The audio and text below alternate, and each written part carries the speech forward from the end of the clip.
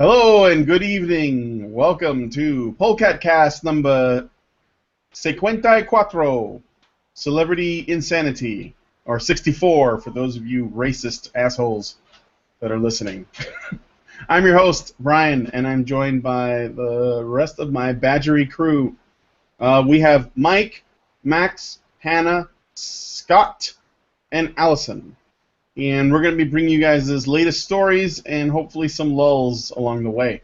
But before I get into the meat of it, first we'll start with Allison has a few interesting and choice words for you guys. That sounds threatening, doesn't it? I have some choice words. She wants to give you a piece of her mind. Okay, all right. Yeah, we are now how many? $16 from reaching our next funding goal of 16. That's like a movie ticket. Yeah, that's a movie ticket. Well, I mean, not technically because it's and 16. 1 day to go, right?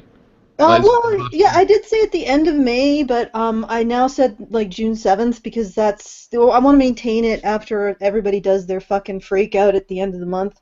And it's like, oh my god, I can't, and then they drop their pledges. Sometimes, I mean, it's understandable because, they reevaluate their budget and whatever.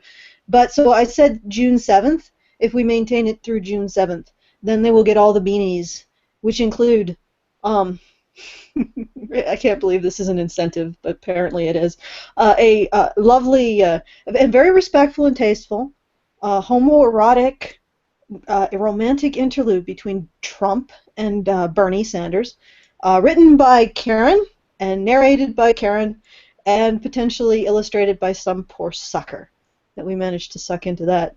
And yeah, as I understand it, it's going to be so well done that they're going to be doing a made-for-TV movie reenactment with John Lithgow and I can't keep this. Lee Majors or something. I don't know who would. Shatner. Yeah, William Shatner. There you go. Is it going to be animated in Korea? They'll be on a plane. Will there be snakes? Will there be snakes? There'll be something on the wing, and they'll both see it, but no one else will. Will they be motherfucking things on the wing? Motherfucking things on the wing. Oh. And will they motherfucking sick of all these motherfucking things that we've mentioned for the sake of this joke? Okay, all right. So the second thing is probably more in the wheelhouse of something that doesn't want to, would actually be an enticement. Is a romantic interlude between Karen and Badger Chan, because we haven't tormented Karen enough. Actually, I don't think she gives a shit. Just as long as she doesn't have to do it, at least for that one. And then the final thing is more Badger Chan lewds, which actually probably aren't. What qualifies as a lewd anyway? I mean, really. Well, that all depends on the viewer of the lewd. Anywhere from, well, like what we do, anywhere from tasteful pin-ups that just have a slight tease of more to offer, the straight up dressed like softcore but posing like hardcore, I suppose. Yeah. Or it depends on if you're a PAX also, because that totally changes the definition of all those things. Hey, Allison, you see my avatar picture? Is it lewd? Yes, that's lewd. What the hell are you doing down on? Yeah, it's from the waist down. That's where it gets racy. Okay. Oh yeah, it's cut off. Okay, my bad. I have it as a wallpaper. Yeah, we had some fun this Saturday though. Let me tell you, I think mostly me. I was having fun until Sugar Tits got in there at the end. Oh God. In the end. I learned what musking was.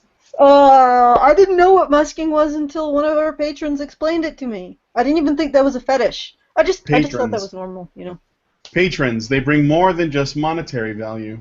They bring wisdom as well. Great wisdom. Wisdom. great. With great wisdom comes great wisdom. Yeah, I guess. Yeah, information. Yes, great information. Yeah, so yeah, we are $16. That means I got to convince 16 of you to pledge like $1 for like 5 episodes. What is that? That's like that's like exactly the cost of that fancy drink you got when we got expelled from the Calgary Expo and infuriated Karen, Mike, and Brian. I got a latte. Yeah, a latte. If a latte in Canada is $16, you guys No, have $5. Okay. Oh, $5. Yeah. Yes, No, that's yeah. right. It's like the cost of a latte. If you donate the cost, 16 of you donate the cost of a latte a month, then we have done it. We have done this thing.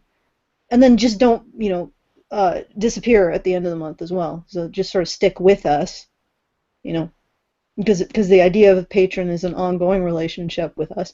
Don't be like that, just stick it in and then leave the next day. Oh God, I'm horrible. No. We have lattes more to give you. Yeah, we don't. Well, you saved me there, Brian. I was floundering. I was sounding like overly clingy girlfriend, overly attached. Okay. And the other thing, I have one last announcement to make. We need more people to help us do writing at the blog. So if you're interested in that, we will give you assignments to do like news reports of things that we find interesting or you find interesting. There will be like a minimum production to stay in that room. So if you're coming, please come to produce. So, and if you want to become a volunteer to help us write, it's topic@badgerpod.com. Just send your just some information about you, what you're interested in, and we also need a volunteer to go find stories to bring back to the blog team to write about. And we want to start resurrecting the blog because it's gotten a little dead. Did you want to add any? Yes. No. I don't know. No, Hannah. Okay, there. I got the name out. Now I need to get out the directive. Hannah, do you have anything to add to that? Only that this floundering sounds very fishy. You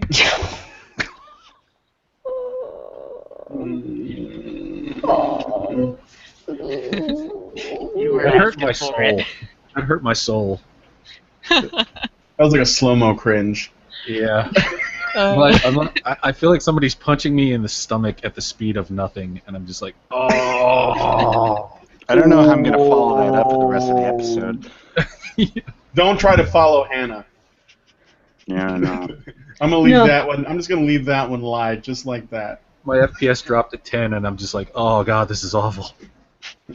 Gamer jokes. I'm sorry. Actually, I have a question for you people. Do you actually find Trump Bernie to be an enticement? What do you mean, you people? Probably whoever asked for that. Who came up with that idea? And Simpsonskin. You people in Simpsonskin? There you go. And Doge's and whatever Mike is? A penis, I think? No, that's an embryo. It's a fetus. Okay. A fetus, technically. It's a panda.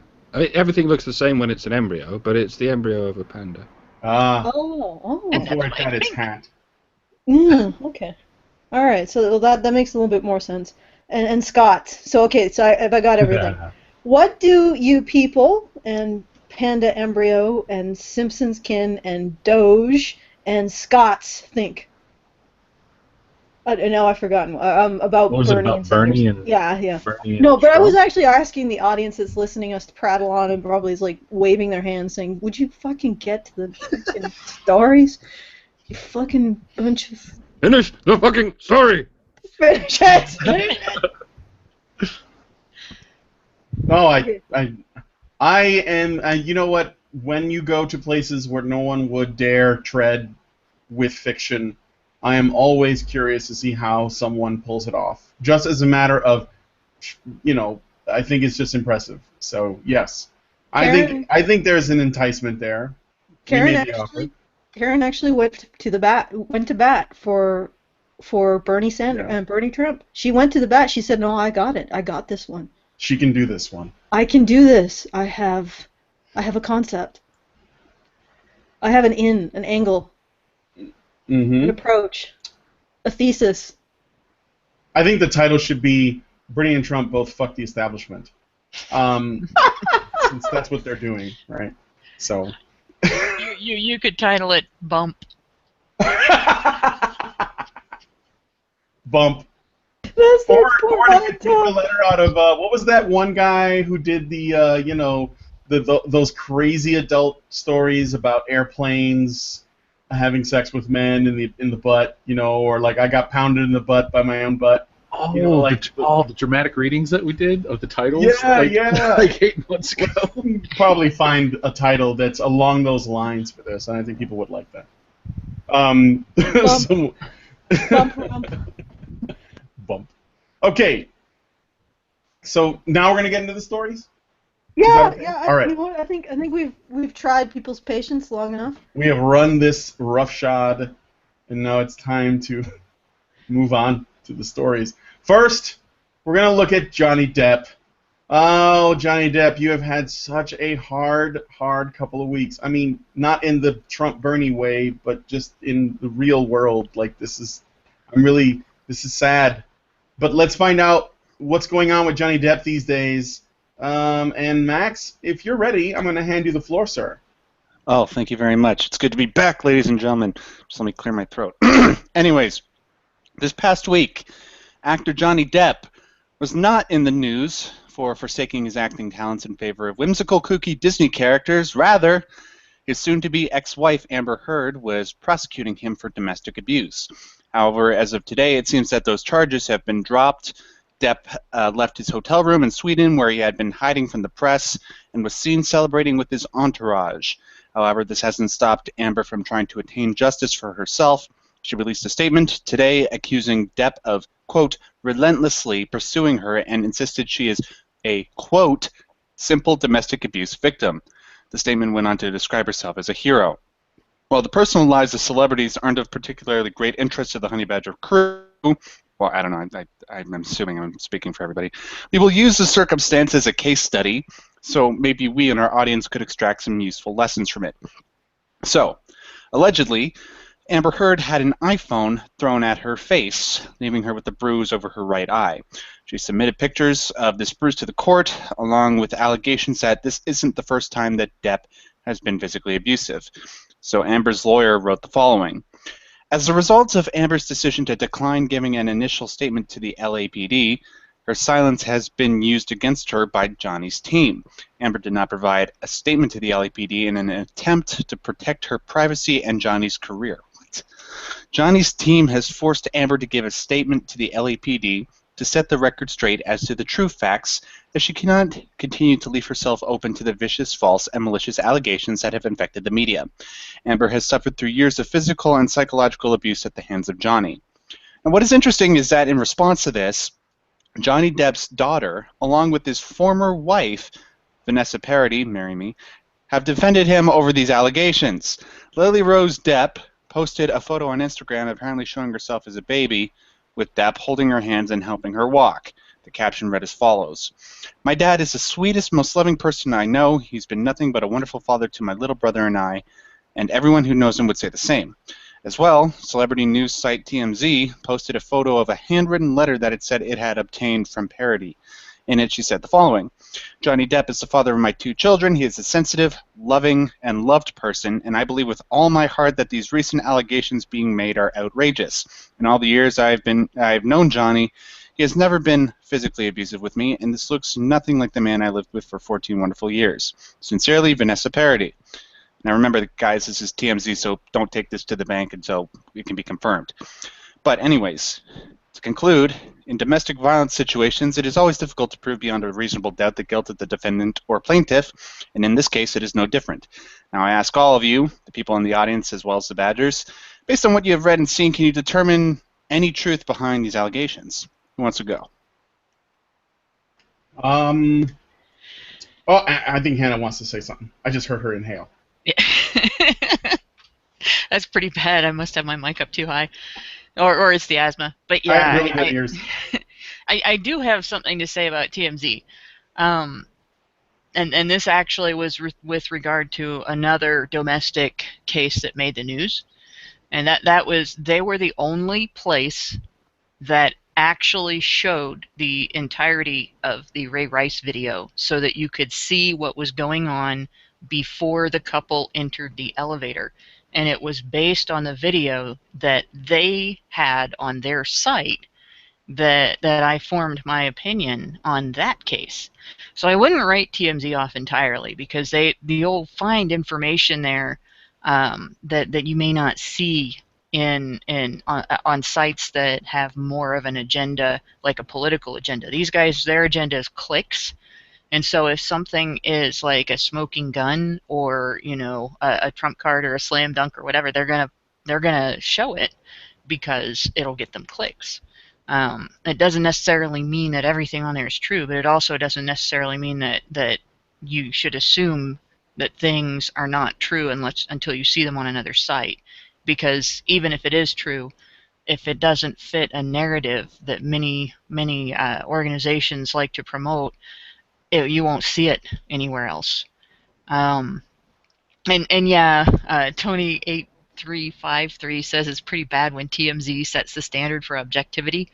That's because news media these days has no standard for objectivity. The other thing I wanted to say is a picture of a bruise is not evidence of abuse. It's evidence that somebody has taken a picture of a discoloration on their face. It's not even solid evidence of a bruise. And I can say that because I have seen a woman come into court with a bruise put on with makeup. And from a distance, it really looked real.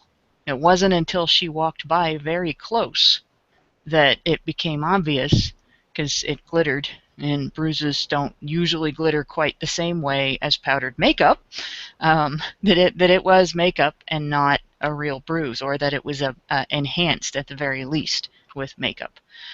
And so, not that I'm saying that's the case here, but that's not a smoking gun. It's just a picture. And it's a picture that was submitted after the person claiming to be abused refused to tell her story to the police and didn't submit any evidence. So here she's waited until after the fact. And since then, other images have come out that make it look like she didn't have a bruise during that time.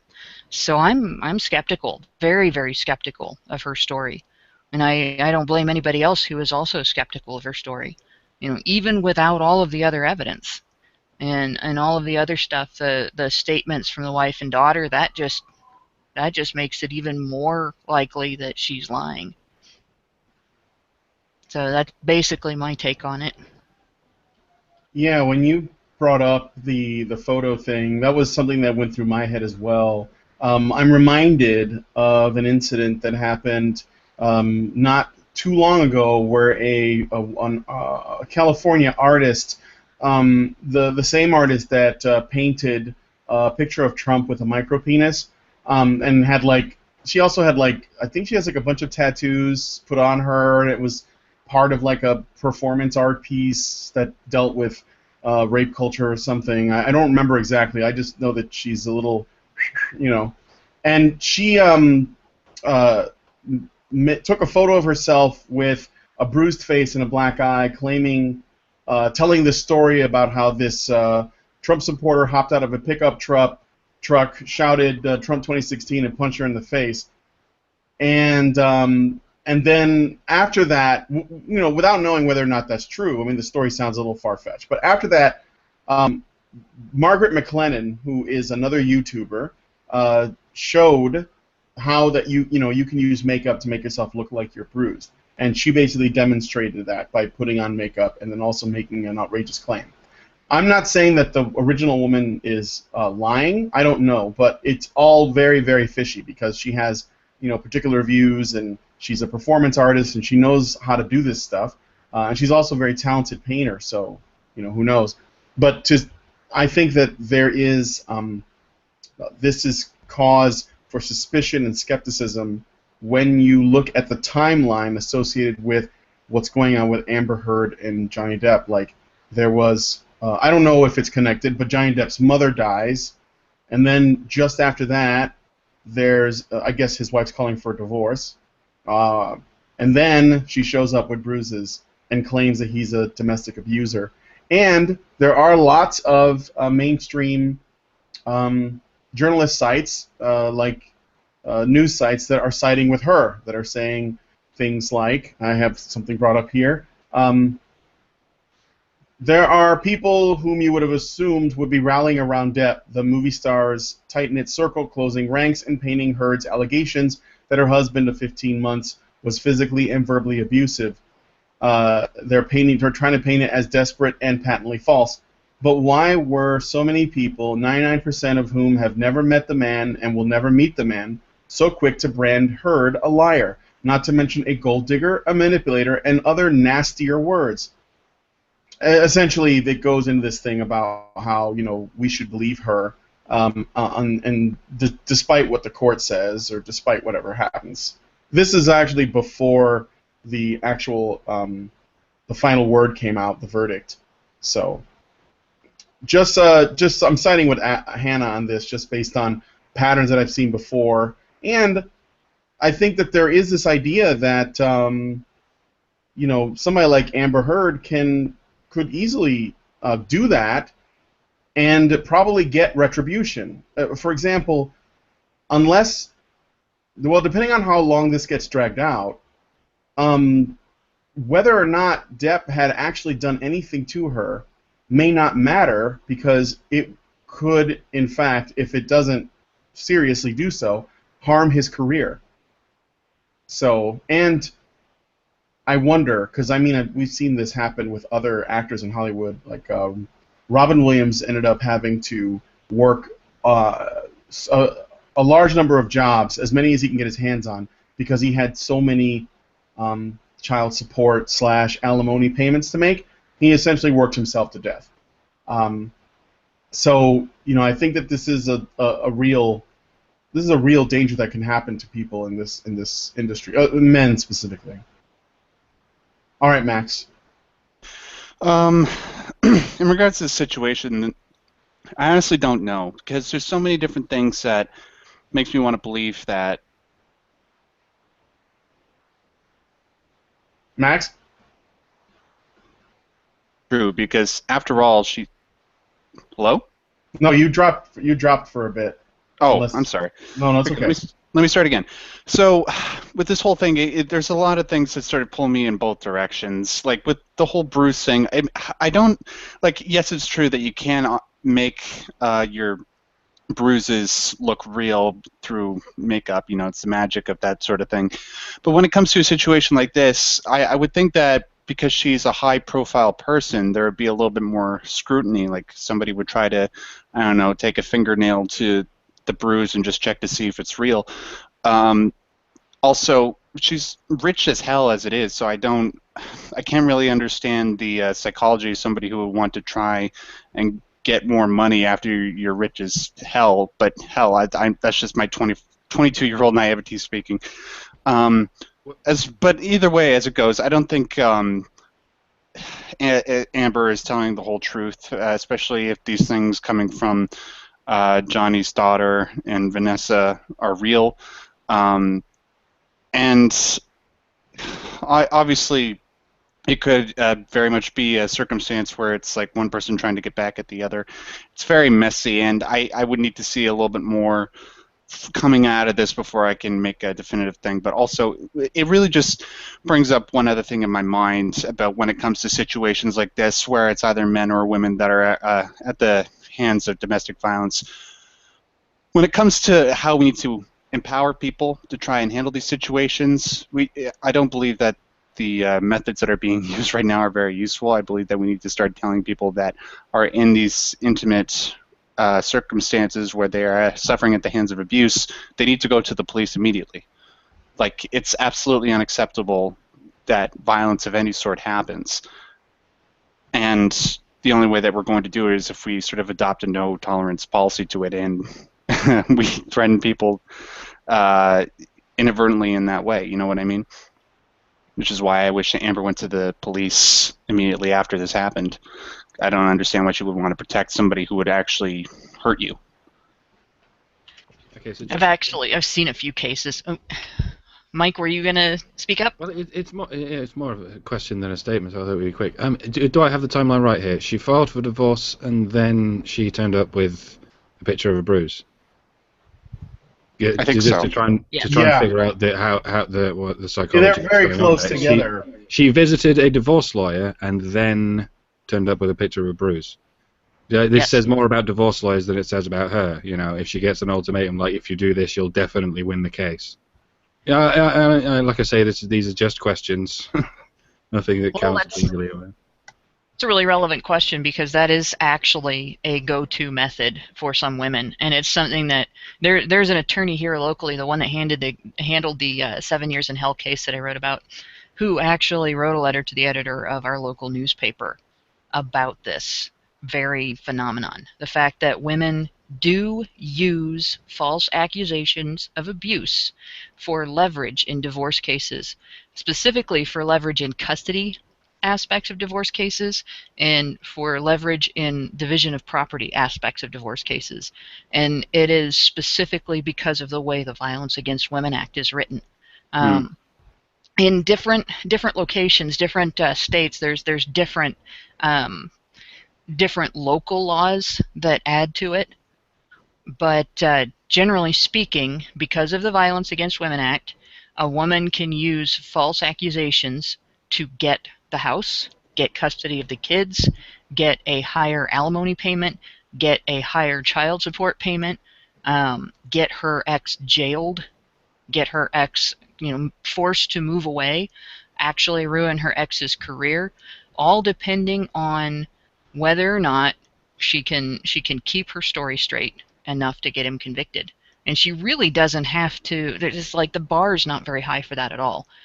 The woman who was the vexatious litigant in the 7 years in hell case, and that case is on A Voice for Men.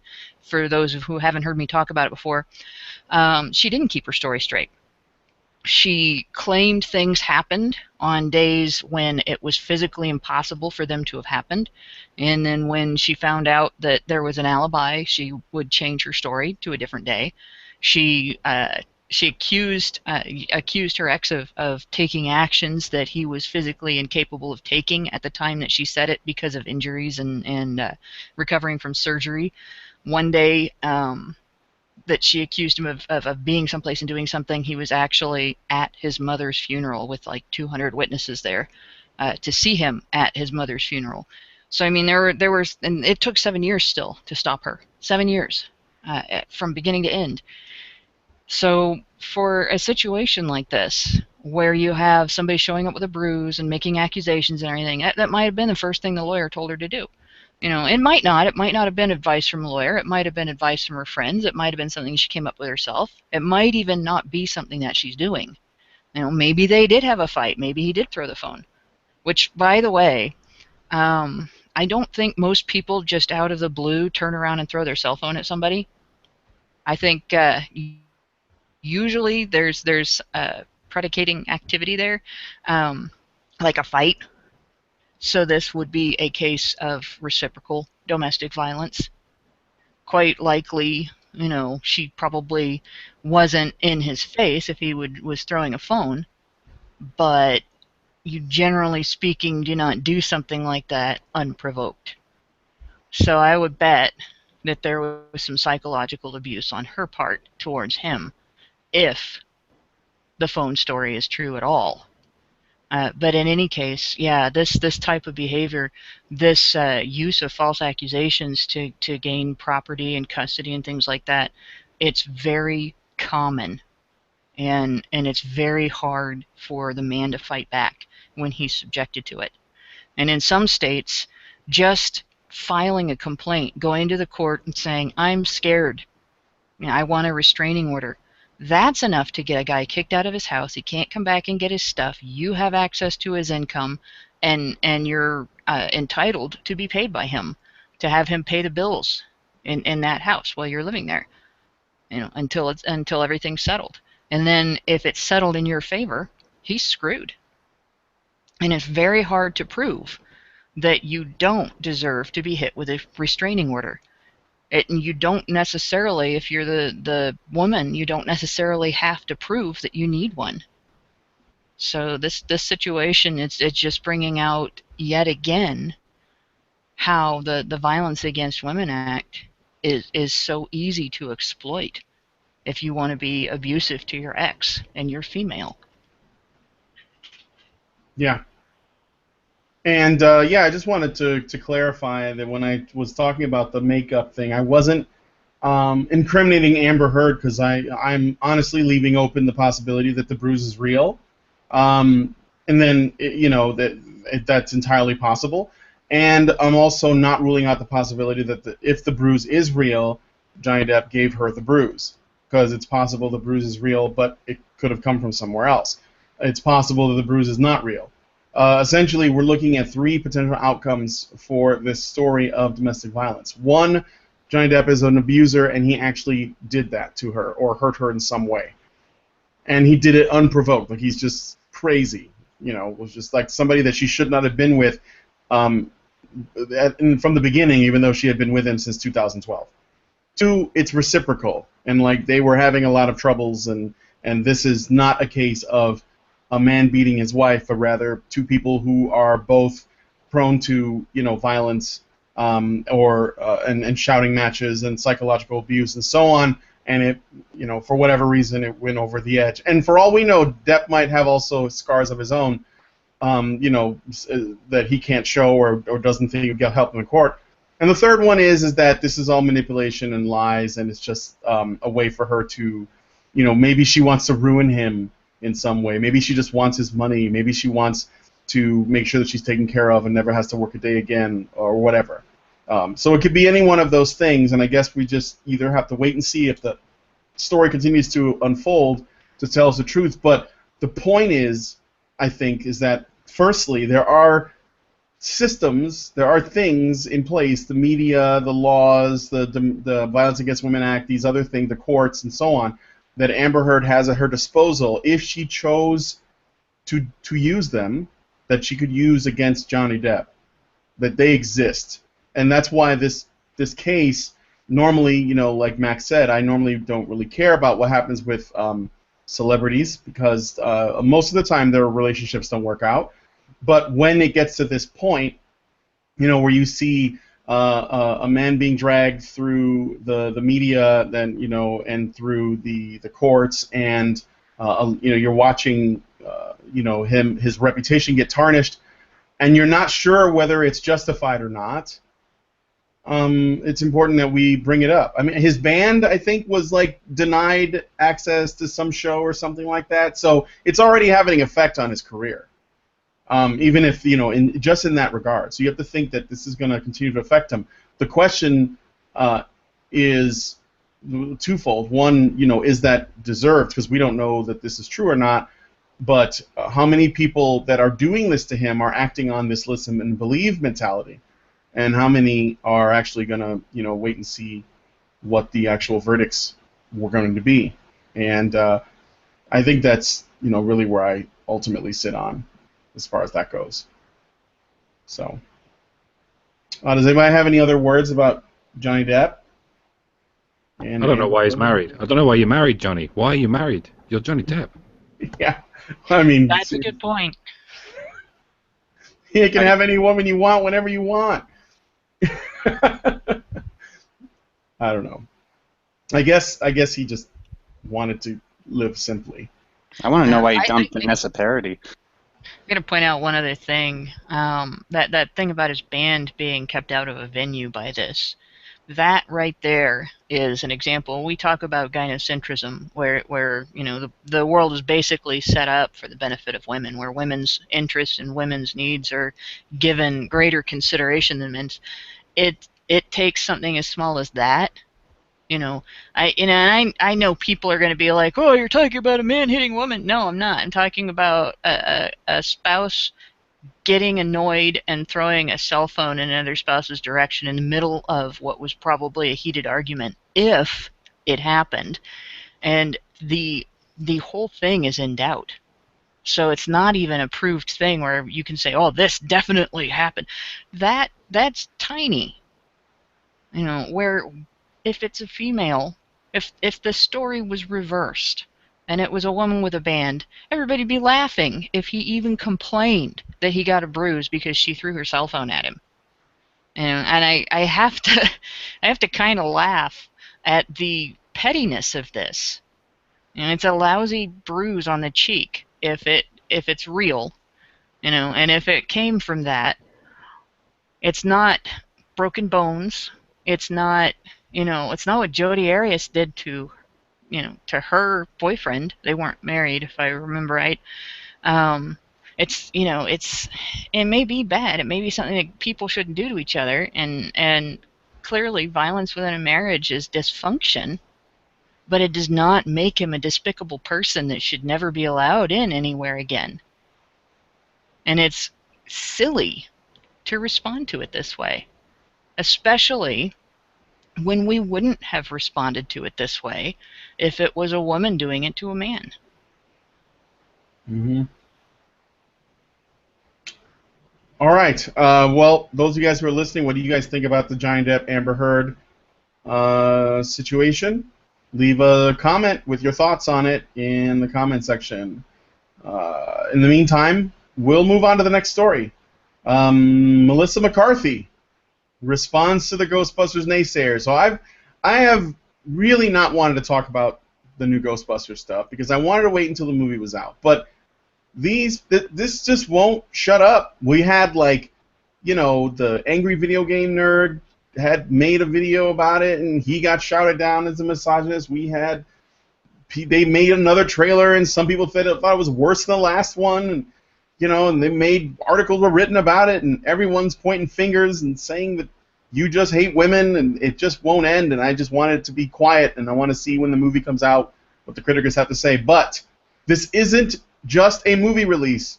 It is clearly a political discussion about women in the media for some reason. So we have to talk about it a little bit. Max, I give it to you. Okay, guys, I highly advise everybody that's watching this right now and those who are on the panel to look down just so that we can try and prevent your eyes from rolling too far back in your head that you go blind. Say it with me, folks. It's not because they're women. Now repeat 1,000 times until you get it through your skulls that people are not hating on the new Ghostbusters film because it happens to have 4 female leads, but because the trailers for the movie failed to showcase a worthy successor to the 1984 classic. That's it. Unfortunately, you have people like Paul Feig, or Feig, I don't know, I don't do names, director behind the reboot, who cannot seem to accept that fact. Regardless if it has to do with his own political leanings or he is putting on a smile for the studio, deflecting the truth for a convenient facade will only work until the box office receipts come up short. We only have to deal with this for another 2 months, guys. Hang tight. Until then, we bring you the next installment in this slimy saga. Melissa McCarthy, actress in the upcoming reboot, spoke in an interview with whom else? The Guardian, responding to the film's backlash. So, when the subject of the abuse being heaped onto Ghostbusters and the stars came up, the actress opted to lament the life conditions of those who would engage in such behavior. Quote, "All those comments, you're ruining my childhood. I mean, really, 4 women doing any movie on Earth will destroy your childhood? I have a visual of those people not having a Ben," and when she says Ben, she's referring to her husband, Ben Falcone, "not having friends, so they're just sitting there and spewing hate into this fake world of the internet. I just hope they find a friend."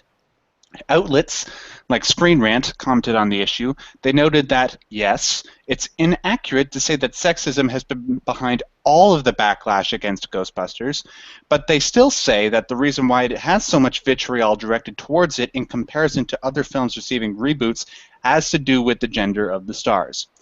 Now, guys, I'm going to be controversial and say that I can objectively explain why the film has so much hate being thrown at it. Yes, it has to do with the gender of the stars, but it's not for the reason you think. Notice how when the film was first announced, with director Paul Feig and a cast of seasoned comedic actresses, people were skeptical, but they were hopeful because, Paul Feig's movies have received generally good reviews from critics up until this point. If you go to Rotten Tomatoes, they all have generally good ratings. And the ladies cast have many fans, in some cases for good reason. Hell, for me personally, I thought that they had assembled a pretty respectable team to try and meet the expectations held by fans of the original. And then the first trailer came out. That's when the backlash started.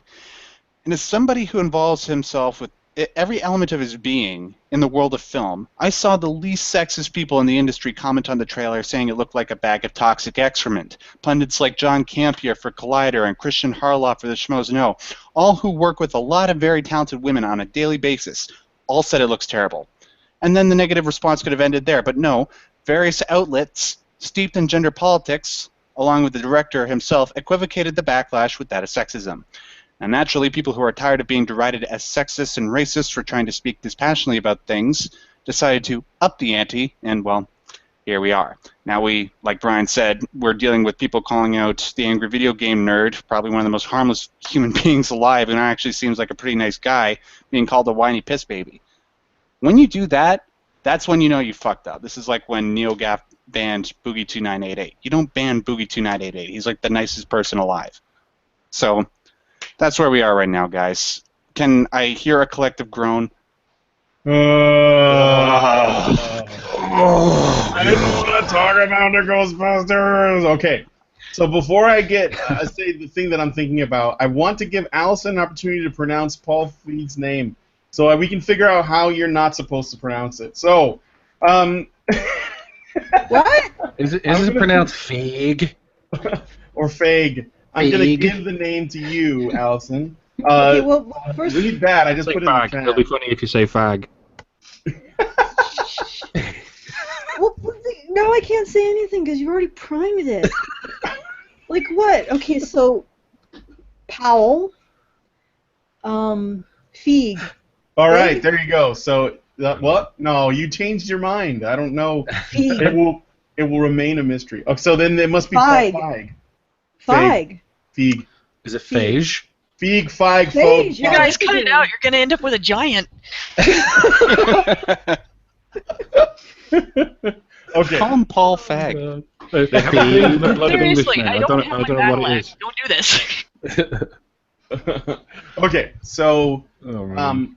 anyway, all these all right, so Melissa McCarthy just said that if you have an opinion about the Ghostbusters that isn't, I love this trailer, I can't wait for it to come out, and my favorite thing in the world are women, especially short, round ones, you hate women.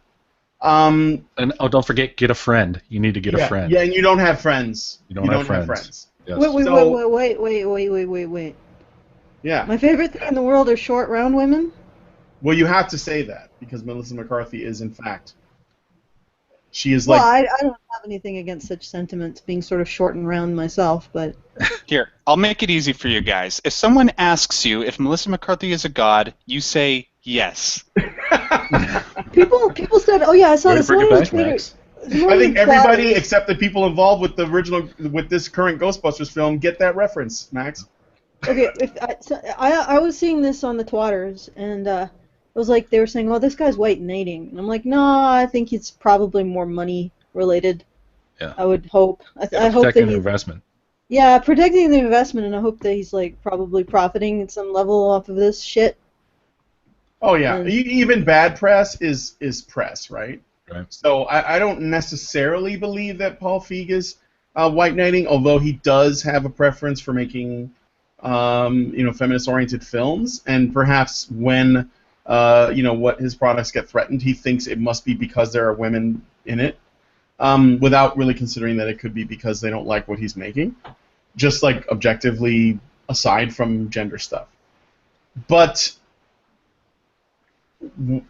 the idea that the people who didn't like the Ghostbusters trailer don't have friends is patently false, because if you look at the number of dislikes, clearly, if you're one of the people that disliked it, you have about 800,000 friends that also disliked the trailer. Right. So, yes, those people have friends. They're the other people who disliked the trailer. Oh, And sorry probably about some this, people who Brian. liked it. And we're all Imagine friends here. the size of an I Hate the Ghostbusters meetup. Yeah. Oh, Jesus. Well, somebody rent out an auditorium because there's going to be a lot of people. I wonder if Calgary Expo is available. Yeah. Oh. Well, you know does what, liking John? Ghostbusters count as a political or religious? Wait, okay, just let's roll the train back a bit. So how did Calgary Expo get into this? I just I don't perked know, up. just a large clusterfuck of crap, basically. Just me making yeah. a dumb reference. It's a Well, large they're getting space. worse and worse, it seems. Guys, Can you imagine if, like, Allison, Hannah, and Karen showed up at the Calgary Expo dressed up in Ghostbusters garb? There would be so much cognitive dissonance. You guys would probably get in. Oh, yeah. They wouldn't recognize us. No, Yeah. they probably wouldn't, because I'm pretty sure as soon as they kicked us out, we morphed into some sort of, like, dragon, gargoyle, Cthulhu cross, breathing I was thinking, fire, like, raping yeah. feminists and some shit. Leprous Ogma hunchbacks. Yeah. Like a homunculi of Yeah, some sort. we just and it's just like and we finish raping one, and another one spontaneously apparates onto our quasi-cocks. Yes. There we go. Wow, that was a hell of a sentence, Allison. Congratulations. But before you guys actually leave, be sure to lay eggs inside of all the booths so that your spawn can hatch. Yeah. Okay. Actually, how do you know we didn't? Like, the gestation may be 3 years, and then the Calgary Expo will be overrun with our hell spawn. I know I was using my Alva depositor at its mass capacity. They'll be Godzilla 98 all over again. Oh God. Let's just not, Max. Come on, let's just not. All right, not so today. Hannah wanted to speak to the Melissa. No, Scott wanted to say something. Yeah, Scott first. Well, all right, it's funny because anybody with a brain can watch the trailer and just know it's not good. It's just not a good trailer. And in so much as that the people that made it are the ones that are really making it about gender. I like until people started, well, you're just a sexist, you're just a misogynist. Until those people defending it started doing that, I didn't see anybody really bringing up gender into the equation. They're just like, this is just a bad trailer. But I mean, here's the thing though, is that you have to look at Ghostbusters, the first two movies.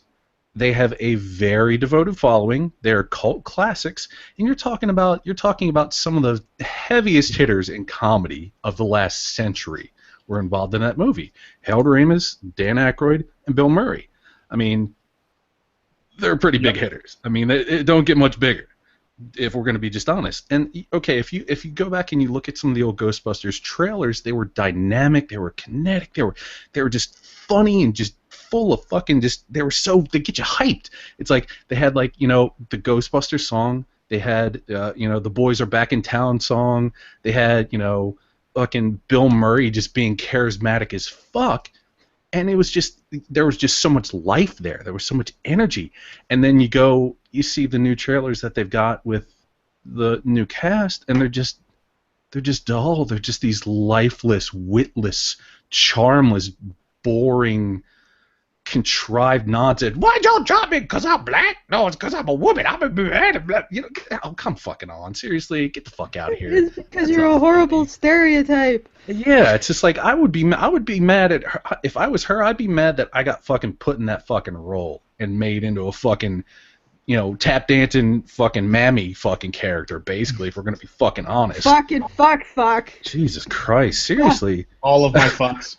I'm saying, but I mean, it's just like but you compare the two things though. There is an expectation that when you see Ghostbusters, it's gonna be funny. There's gonna be some wit. There's gonna be some charm. But I mean, hell, the first trailer, it's like Kristen Wiig is walking through a fucking prop shop or something, and then the fucking girl with the glasses has a fucking glittery blue wig on, and she's like making a dumb face. It's like, oh, that's comedy. Welcome to 2016, everybody. Woo! We've all come so far.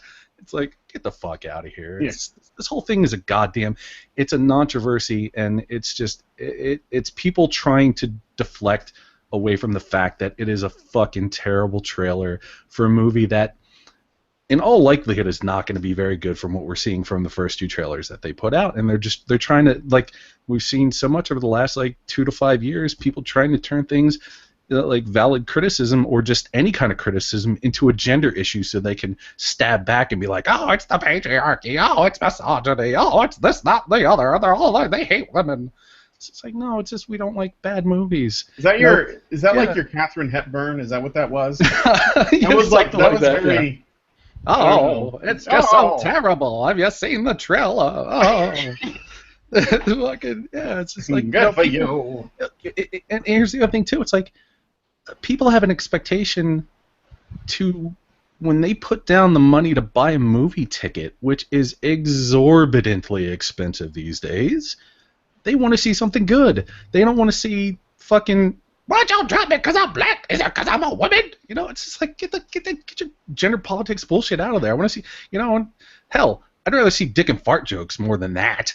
It's just like I have an expectation that with the Ghostbusters franchise that I want to see something funny. I want to see something lighthearted. I don't want to see politics and gender politics and bias and all this other bullshit. I want to see people fucking fighting ghosts. I want to see Slimer.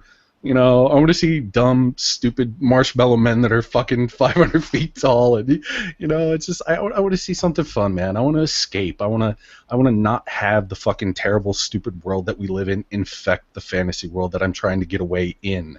So, yeah, there's that. Okay, I might be slightly biased. Oh, sorry, were you going to go first, Oh, Hannah? go ahead, Allison. I might be slightly biased, but I found that the male character, who's, I don't know who the hell he is. It's Chris Helmsworth. Chris Helmsworth, okay. I guess that's not a stripper's name. The Chris Helmsworth, I actually found him more amusing than the other ones, for whatever reason. I don't know. No, actually, he was the funniest character in the trailer. Yeah, that's he's that's funnier sad. than they are. Yeah.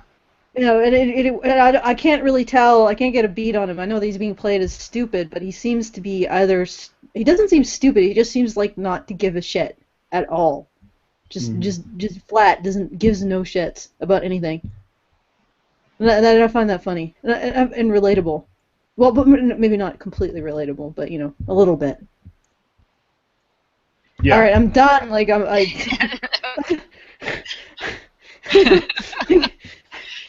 could maybe make what I'm saying worse, but after all of this, with the Ghostbusters, with Star Wars, with everything that's happened with the Cartoon Network reboots and everything, all I can say is, dear Hollywood, please, for the love of God, do not touch any more old stuff. Just stay away from it. Leave it alone. Don't touch Caddyshack, or I'll have to come kill you all.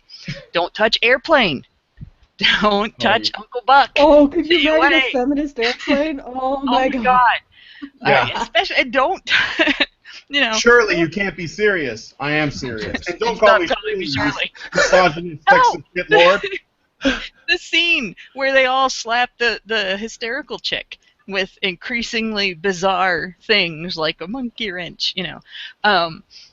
No, this is just a sign that Hollywood has lost its shine. It's just not. There's not any skill or talent being exercised when it comes to stuff like this. They just want to change what we had into something that they like now instead of doing something great.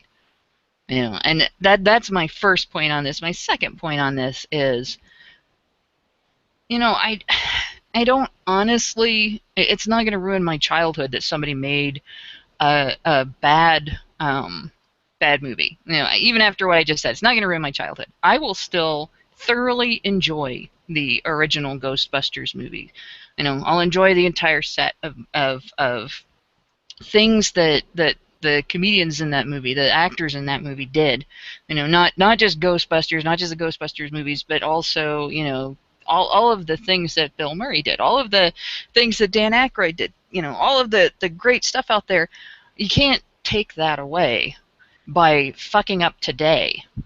What really pisses me off about this is seeing femininity used as a shield for shit. Like, you can't call this shit because there's a woman involved with it, and we're going to say you're calling it what it is because you don't like women. That's bull. Mm-hmm. You know, that's very exploitative, and it's very insulting to women. You know, it's just as insulting as, like I said the last time we got stuck having to discuss this, making a movie where you cast all women, not because they're talented, not because it's a great movie and an opportunity to play great parts or anything like that, but just because they're women. You know, that's so solicitous and demeaning. Like, oh, you poor women, you can't have anything of your own, you can't do anything great without some help from Hollywood, let's make one just for you. Bullshit. Stop doing that. It's, if anything is holding women back in Hollywood, it's attitudes like that. That's holding both sexes back. And I don't care if you want to make a movie. I don't care if you like the story so much that you want to come out with a new tribute to it or your take on it or whatever. But don't try to cover for yourself by exploiting the protective nature people have about attitudes toward women, because that's just bullshit. Yeah. Okay, alright, okay, so here's what we need to do. We need to watch Bollywood now. Bollywood films. Hey, I watched one called Commando not too long ago, a Bollywood film, and I was enraptured by its acting, its music, and its fight choreography. Okay, But we can also, I'm also down with Hong Kong cinema. I love kung fu movies. yeah, or watch even that. China. Like it seems like the hero, that Monkey King stuff is pretty good. And the only censorship they seem to need is an ambiguous ending, which is, well, I'm sure there's more censorship coming out of China, but at least it's different. I wanted to say something to what Scott said a little while ago when he was talking about this sort of response that Melissa McCarthy had. I've noticed that since the trailer came out, there have been various people in Hollywood that have either been approached or have elected on their own to speak out, and all of them against people that have criticisms. I remember Patton Oswalt, made some jokes at the expense of fans, and I remember Paul Feig himself, saying that the internet has like really terrible people on it or whatever, and McCarthy's comment about they needed to stop spewing hate into this fake world of the internet, which that doesn't make sense because the internet is actually, there's real people making these comments, so I don't know that this is a fake world. But one of the things that I think that people are sick of when it comes to the gender stuff, when it comes to this identity politics being put into the media, is when you have a film like this new Ghostbusters. The fact that the Ghostbusters are women is a front and center element of the film itself. But if you watch the original Ghostbusters, or any movie that stars mostly men, I challenge anyone to try to find a movie that either stars men or single male characters or several male characters in it, where they are the idea that is being put forth in the film is that this is a film that is important, or it will be good, or the reason why you need to watch it is because there are men in it. There is no such movie, no such property. And it's not because they treat it like the default. Max, you said 300. I think that it has men in it, but I don't think that that's the idea. The central. I was half joking, Brian. Oh, okay. Okay, maybe the song "It's Raining Men." Yeah, I don't know, maybe. As I've often said, and sort of in relation to all the remakes that we were talking about earlier, and as I've often said, the day Hollywood tries to remake The Labyrinth in CGI is the day the earthquake will come. Just cast California adrift into the Pacific Ocean. Mark my words, God. Oh my God! Just to do that. But I reckon, despite all that, I'll let you guys get away with it. Remake The Labyrinth in CGI if you make the main character male, a teenage boy, and you make David Bowie a woman.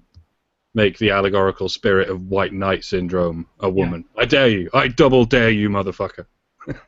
Get Tilda Swinton. Or Kate Blanchett. She could be a good Goblin Queen. How about Kate Winslet? I'm okay with those boobs. Yeah, that's fine.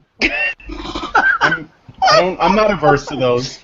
Those can sound a Well, lot. I mean, like that. okay, look, no. I think that if we're going to go for, parody and we're going to swap things around, I think that we deserve a bit of equality, too. People who got to watch the original Labyrinth got to take a look at David Bowie's Moose Knuckle for basically the whole film. So I'm okay with Bitch, too. Maybe even some camel toe. Maybe you can, creep some of that in there. And I don't think Kate Winslet has a problem with displaying her beef curtains. Assets, as it were. Yeah. There was a statistic that came out around that time saying that 50% of the women in America at the time had lost their virginity to watching Labyrinth. What? Well, you spontaneously in the presence of David Bowie's junk. Yeah. Should we call it junk? Is it really junk? Is that disparaging? I wouldn't call it that. I would call it the babe with the power. The babe with The babe with the power. Power. The power of voodoo. Voodoo. So if they have a woman play the Goblin King, are they going to change that lyric to the power of hoo-hoo? Ooh. Do what? Remind me of the babe. Okay. That takes on a whole different meaning because if Kate Winslet is the Goblin Queen, she's a total babe. I mean, come on, let's not beat around the bush. Come on. Oh, I'm gonna beat around that bush. Oh God! I was just like, is he gonna take it? Is he gonna take the bait? Oh, guy, and he did. You are a master baiter. Oh God. Oh, and then Hannah took always it, get and we their all fell control. down the hole. We're all cunning linguists here, guys. Come on. The power of hoo-ha. All right. So I don't know what else to say. I mean, I think Mike, you already said something. There's not much else to say about this. What was that? Yeah, I said my thing. I put my name in Okay. earlier, but that was my rant just now. Yeah, let's just save it till the movie actually comes out, and then I'm we'll trying. find out for sure. I'm trying. It's really Are we bad. gonna have some story time with Doge? Yes, I have 2 stories that I want to do. Oh, 2. Oh, and then he disappears, leaving me to all the crushing weight comes down on me to keep the show going with absolutely Well, that no was knowledge of awful what's. timing. Yeah, that was awful It timing. was the worst. Okay, But I wittered with the best of them. good. Well, All right. thank you for that. So I have 2 stories. There was a third one, but I'm not going to do it because it's way too long. However, I left the link in the low bar if you guys want to look at it. Basically, Jessica Valenti has gotten to the point where she is plugging herself on herself within herself on The Guardian. So she wrote, there's a piece in The Guardian by Jessica Valenti called My Life as a Sex Object, and it is a very long article that is actually an excerpt from a book she's trying to sell. So you are looking at an ad for a book by a woman who works for the website she wrote her long ad for. Adception. So I'm not going to read it, but if you know Jessica Valenti, I think you know where this is going. Yeah, Jessica Valenti is a sex object. I'm an astronaut. I jumped once. Really high. Yeah. But, all right. So I have one article by IGN staff from IGN.ca entitled How Feminist Frequency is Helping Women, Real and Fictional. All right. Strap yourselves in, because IGN How do is you about help to fictional school us. women? I don't know. That's a good question. We're about to We find need a out. hashtag for that. We're about to Fictional be girl schooled. problems. Oh, Yes. Just We're fictional fictional. girly things. Oh oh, God. for fuck's sake! Like this, that has got to be the Okay, well maybe that's a joke. Maybe they're making fun of themselves. Make it happen. Let's find out. Let's find out. All right. In 2009, critic Anita Sarkeesian started Feminist Frequency with one goal: to make criticism, particularly from a feminist perspective, an easier subject for anyone to grasp. She recalls being a graduate school and finding feminist theory alienating and not as accessible as she felt it should be, driven by her passion for the subject and desire to bring feminism to a wider audience. Sarkeesian began using a feminist lens to evaluate subjects dear to her: video games, entertainment, and pop culture. I almost read that as poop culture, but whatever. I mean, it's basically getting to that point. Being a fan was a very nice fit for me, Sarkeesian told IGN in a Skype interview. I'm going to take those things that I love critically and talk about them to engage a wider audience. What things are you talking about that you love? Okay, wait a second. Being a fan was a nice fit for me? What, did you try on various identities? Like, that just is a really weird framing. Yeah, fan is short for fanatic. I tried being a fanatic. That's not quite how it works. I tried being a fanatic, and it just fit for me. Somebody doesn't know how to fan right. Yeah. Maybe it's well. Okay. I'm gonna try and think about this, and this is gonna involve a little bit of speculation. But if her idea of becoming a fan involves trying to find something that is a fit, then maybe what she's doing is we're thinking about her around college, right?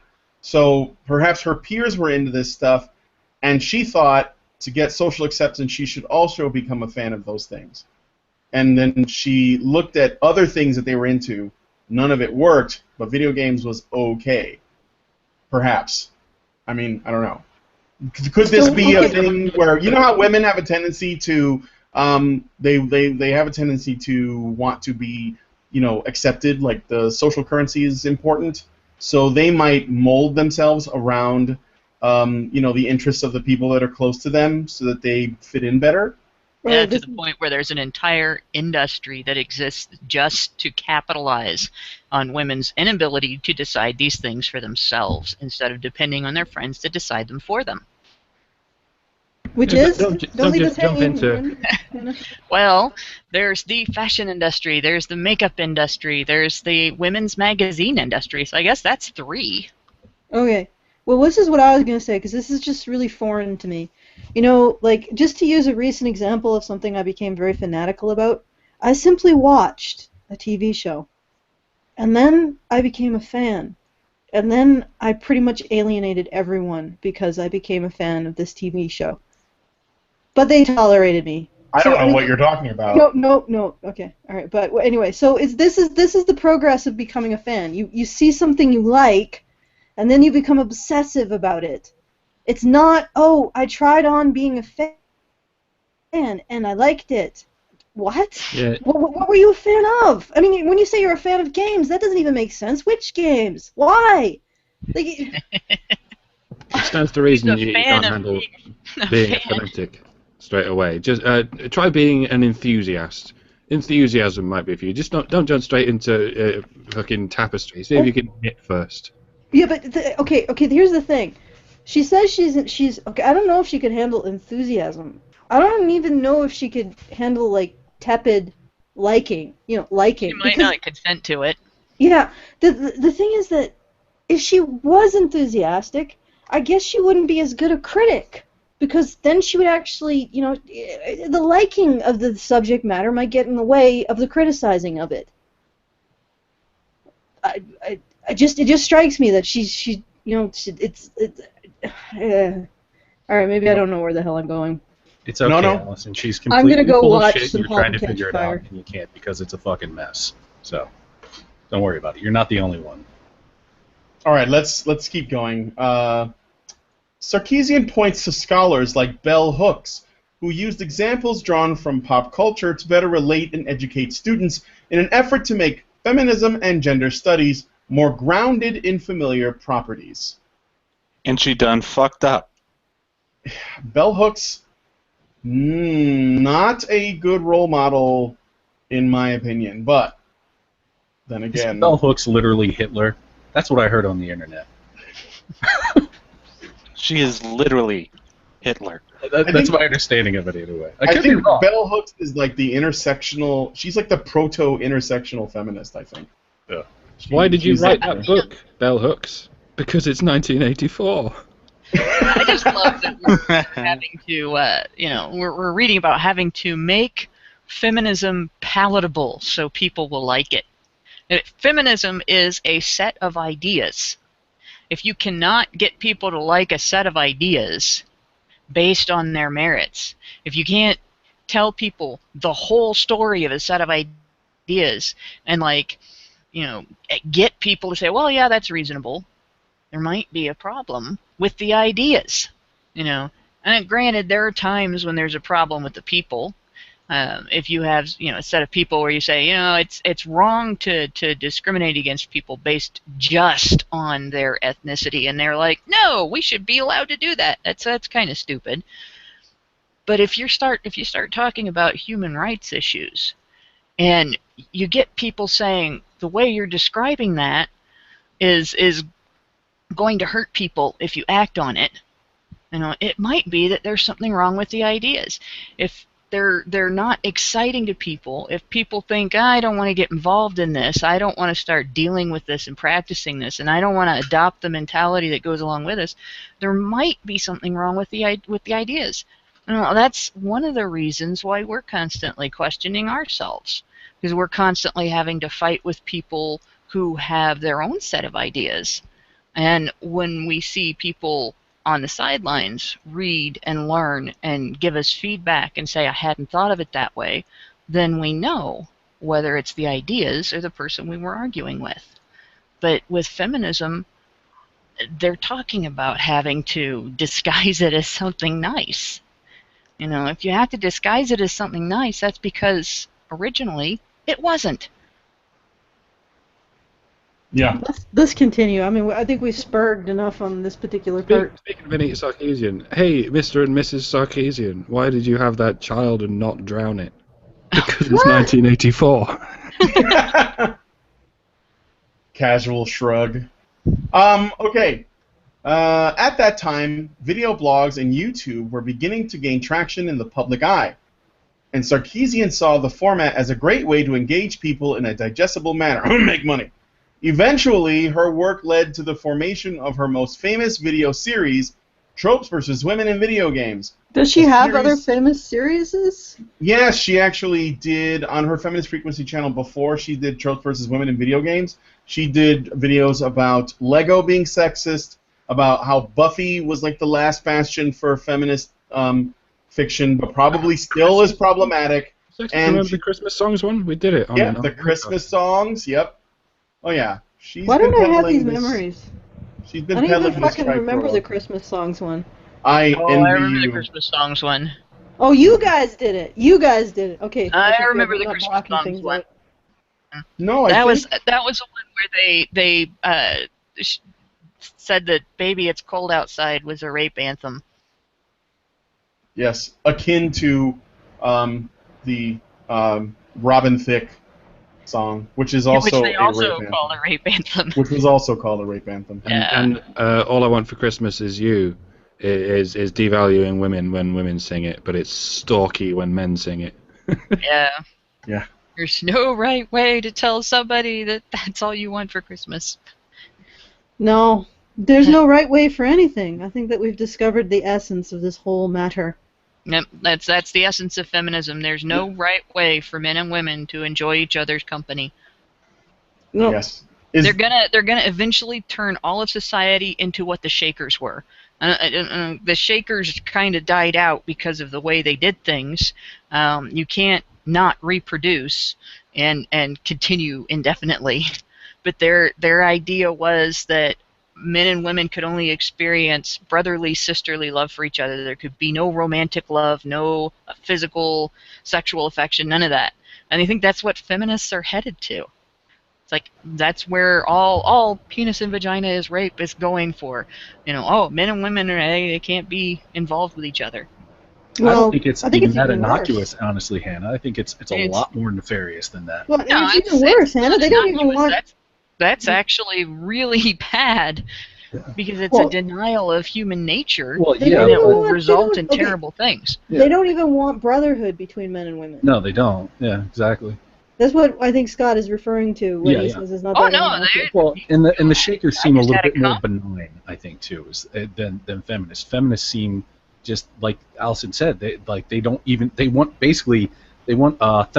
They want an island with women that just can magically reproduce themselves and not have any men around, and they're just openly militant against men in a lot of cases. Some do. They're actually Some everybody, do, but the mainstream of feminism actually wants men to be their big brothers and do everything for them. But, and to not give them any responsibility, not, expect anything of them, but they want all of the same privileges that the big brother has. And third wave feminist men that I just talked to one yesterday are all in for that. They're all in for being the strong, smart, powerful person in their relationship whose capability is, that's what defines them, and who the other person in the relationship depends on because they don't have the same capability, because that makes them feel good about themselves. Wait, but isn't that white knighting though? Absolutely. And Benevolent don't they sexism. not like that? And feminist I'm so women, confused. young feminist women, are all in for, hell, that's what He for She was all about. Oh god, I'm White so knighting. confused right now. It's the rad femmes that want to kill all men. And, Or and at it's least reduce them. the second wave that wants to call all men evil and admit to calling all men evil.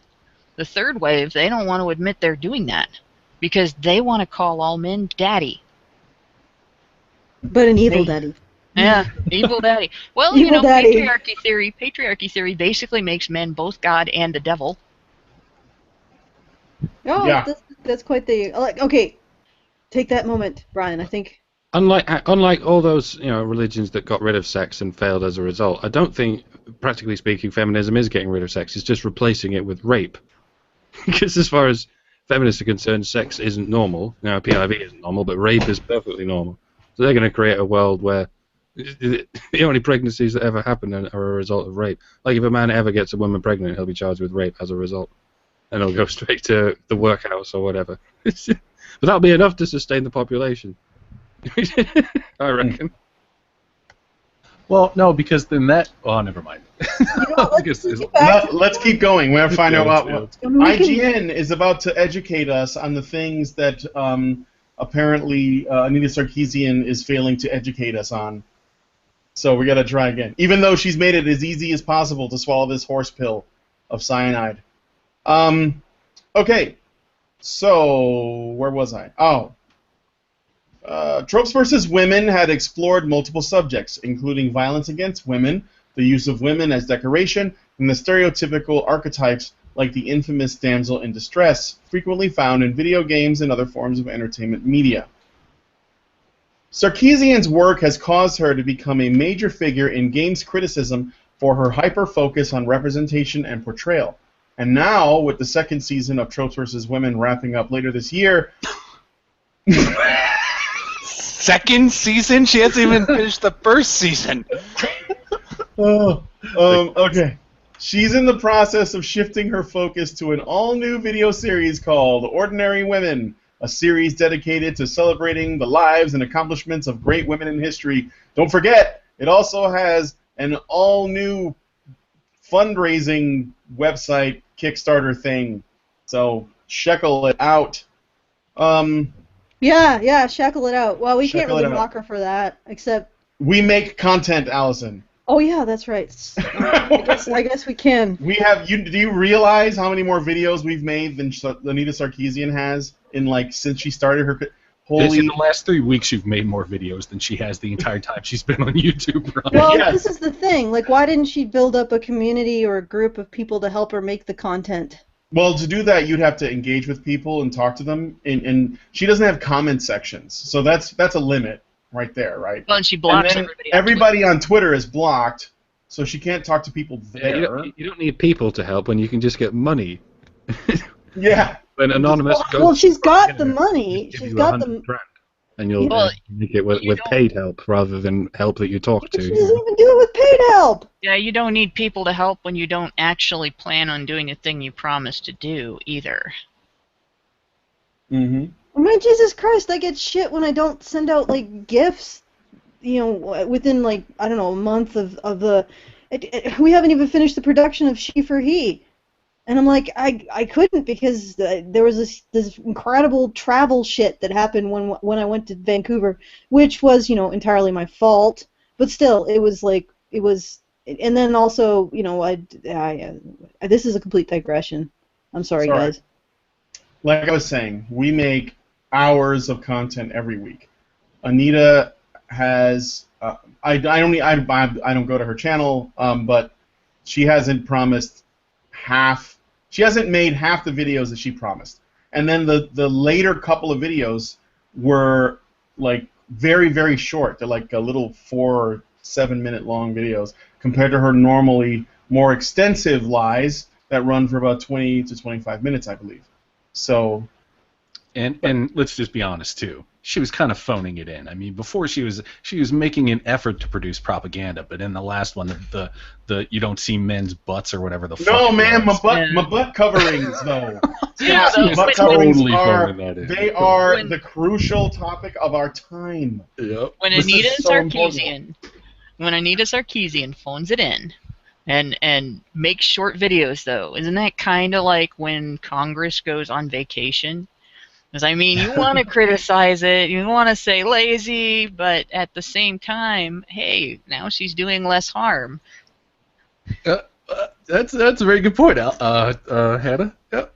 That is true. I never That is thought true. about that I'm before. just thinking about the people who shelled out money, but you know what? Maybe I shouldn't. Yeah, who cares? no, you let them Their choice. marinate in their folly. Yeah. Actually, Well, you should whatever. think about them, and hopefully they'll get mad when this stuff doesn't come through the way she promised when she was given hundreds of thousands of dollars upon hundreds of thousands of more dollars. Mhm. And by the way, some of the videos that she claims are part of the women in the Tropes versus Women series, a couple of them are not actually part of that series. They're simply, videos of Jonathan McIntosh telling men that they're terrible. Oh, right. Yeah. There's like 2 of them about that, and they're not even Tropes versus Women videos. But The when you look at Apologetics what video counts, series. she lumps it in with the one with that series as though it counts. Oh yeah. I don't think anyone asked for that, but there you go. No. All right. Alright, so we bitched about this enough, I think. Yeah, let's keep going. All right, so ordinary women, I already mentioned what that is. It feels like now is the best time to bring it to fruition. I pulled it back out from years ago and said, okay, given my audience now and the current political climate and the online climate in general, what can this project be and what does it look like? And how does it have the most impact, she says. In this series, Sarkeesian and her team want to not only tell great stories about female inventors, creators, and innovators, but also take lessons from these women's lives and evaluate how they're applicable today. And I how really they're think- all oppressed by men. I will say this. I haven't seen any of them yet. I actually don't have a problem with anybody making a video series about women that have done things. Inventors and creators and innovators. I think that's fine. And if that's what it takes to inspire real women in the real world to go do shit, then I'm okay with it. But I have my reservations that that's not the way that Anita's going to frame it. I have my reservations that she's going to frame it as though they were not trailblazers or innovators. They're going to be victims that just lucked out somehow, or something. Historians are going to Feminism get up in and arms, just like the gamers got up in arms. She's going to have to face angry historians this time. We're going to have Historian Gate. It's entirely possible that she'll do what other feminists do with respect to women in history and describe ordinary things as great because women did them or because the woman that she's talking about is the first woman to have done whatever thing it is that a bunch of men did before her. Okay, here's okay. I would suggest, Brian, that now you can get pissed that she doesn't deliver content since you might be slightly invested in this content. In actually seeing it. Morbidly curious, I think would be the word. But you know what? I do want her to misrepresent because I really want to see a Historian Gate. Because I would like to see a whole bunch of men in tweed suits with pipes and like small glasses, Like with Lindy Beige. Lindy, give her a quick 1-2 for me, bro. Oh, it'd be beautiful. Yeah, I'd love to see that. They all have the blazers that have the elbow pad patches on them. And they're all like, this is terrible. This is a disgrace upon history. They have books and they're all stodgy and the ascots maybe. I'd like to see that. It would be a new genre. Yes. Anti-feminist YouTube video. I'm going onto the internet to write my comments. Awful. You got that year wrong. Oh, that's the least of it. I'm going to send a sternly worded long-form letter to this young lady and tell her all the ways she has misconstrued the information. I'm just poppycock. But that would be fantastic. It would be a whole new generation of angry anti-feminist YouTube videos by history professors. Yes. That I would like to see. Yeah. They'd all start YouTube channels, and they'd be sitting in front of fireplaces like Masterpiece Theater. With books. With leather-bound books. And I'm here to clarify and respond to this video by the young lady, Anita Sarkeesian. She is so terribly wrong, it's just dreadful. All right, anyway. Stop insulting ladies. You harlot. All right, I really think By it's the way, it's important. decent that you haven't had a sherry yet. Do sit down. This Sarkeesian bint. Yes. All right. I really think it's important to tell the stories of these women who have been written out of history. Written out of history, she says, mentioning how many prominent female figures have been omitted from conventional history lessons and relegated to being in the background. I know this isn't actually written there, but I can imagine Anita doing it this way. I decided to research this for myself, so I looked at Google Doodles for a whole year, and every time I saw a woman on it, I looked her up and I wrote it down, and I'm going to make a video about this bitch. I mean, this lady. All right.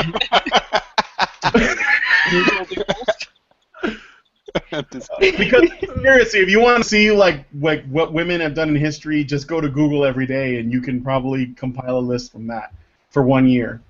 Okay, with ordinary women, we're saying no, that's not true. Women have always been doing incredible things above and beyond because they have had to overcome so many odds to get to do the things that they've been able to accomplish. It's a to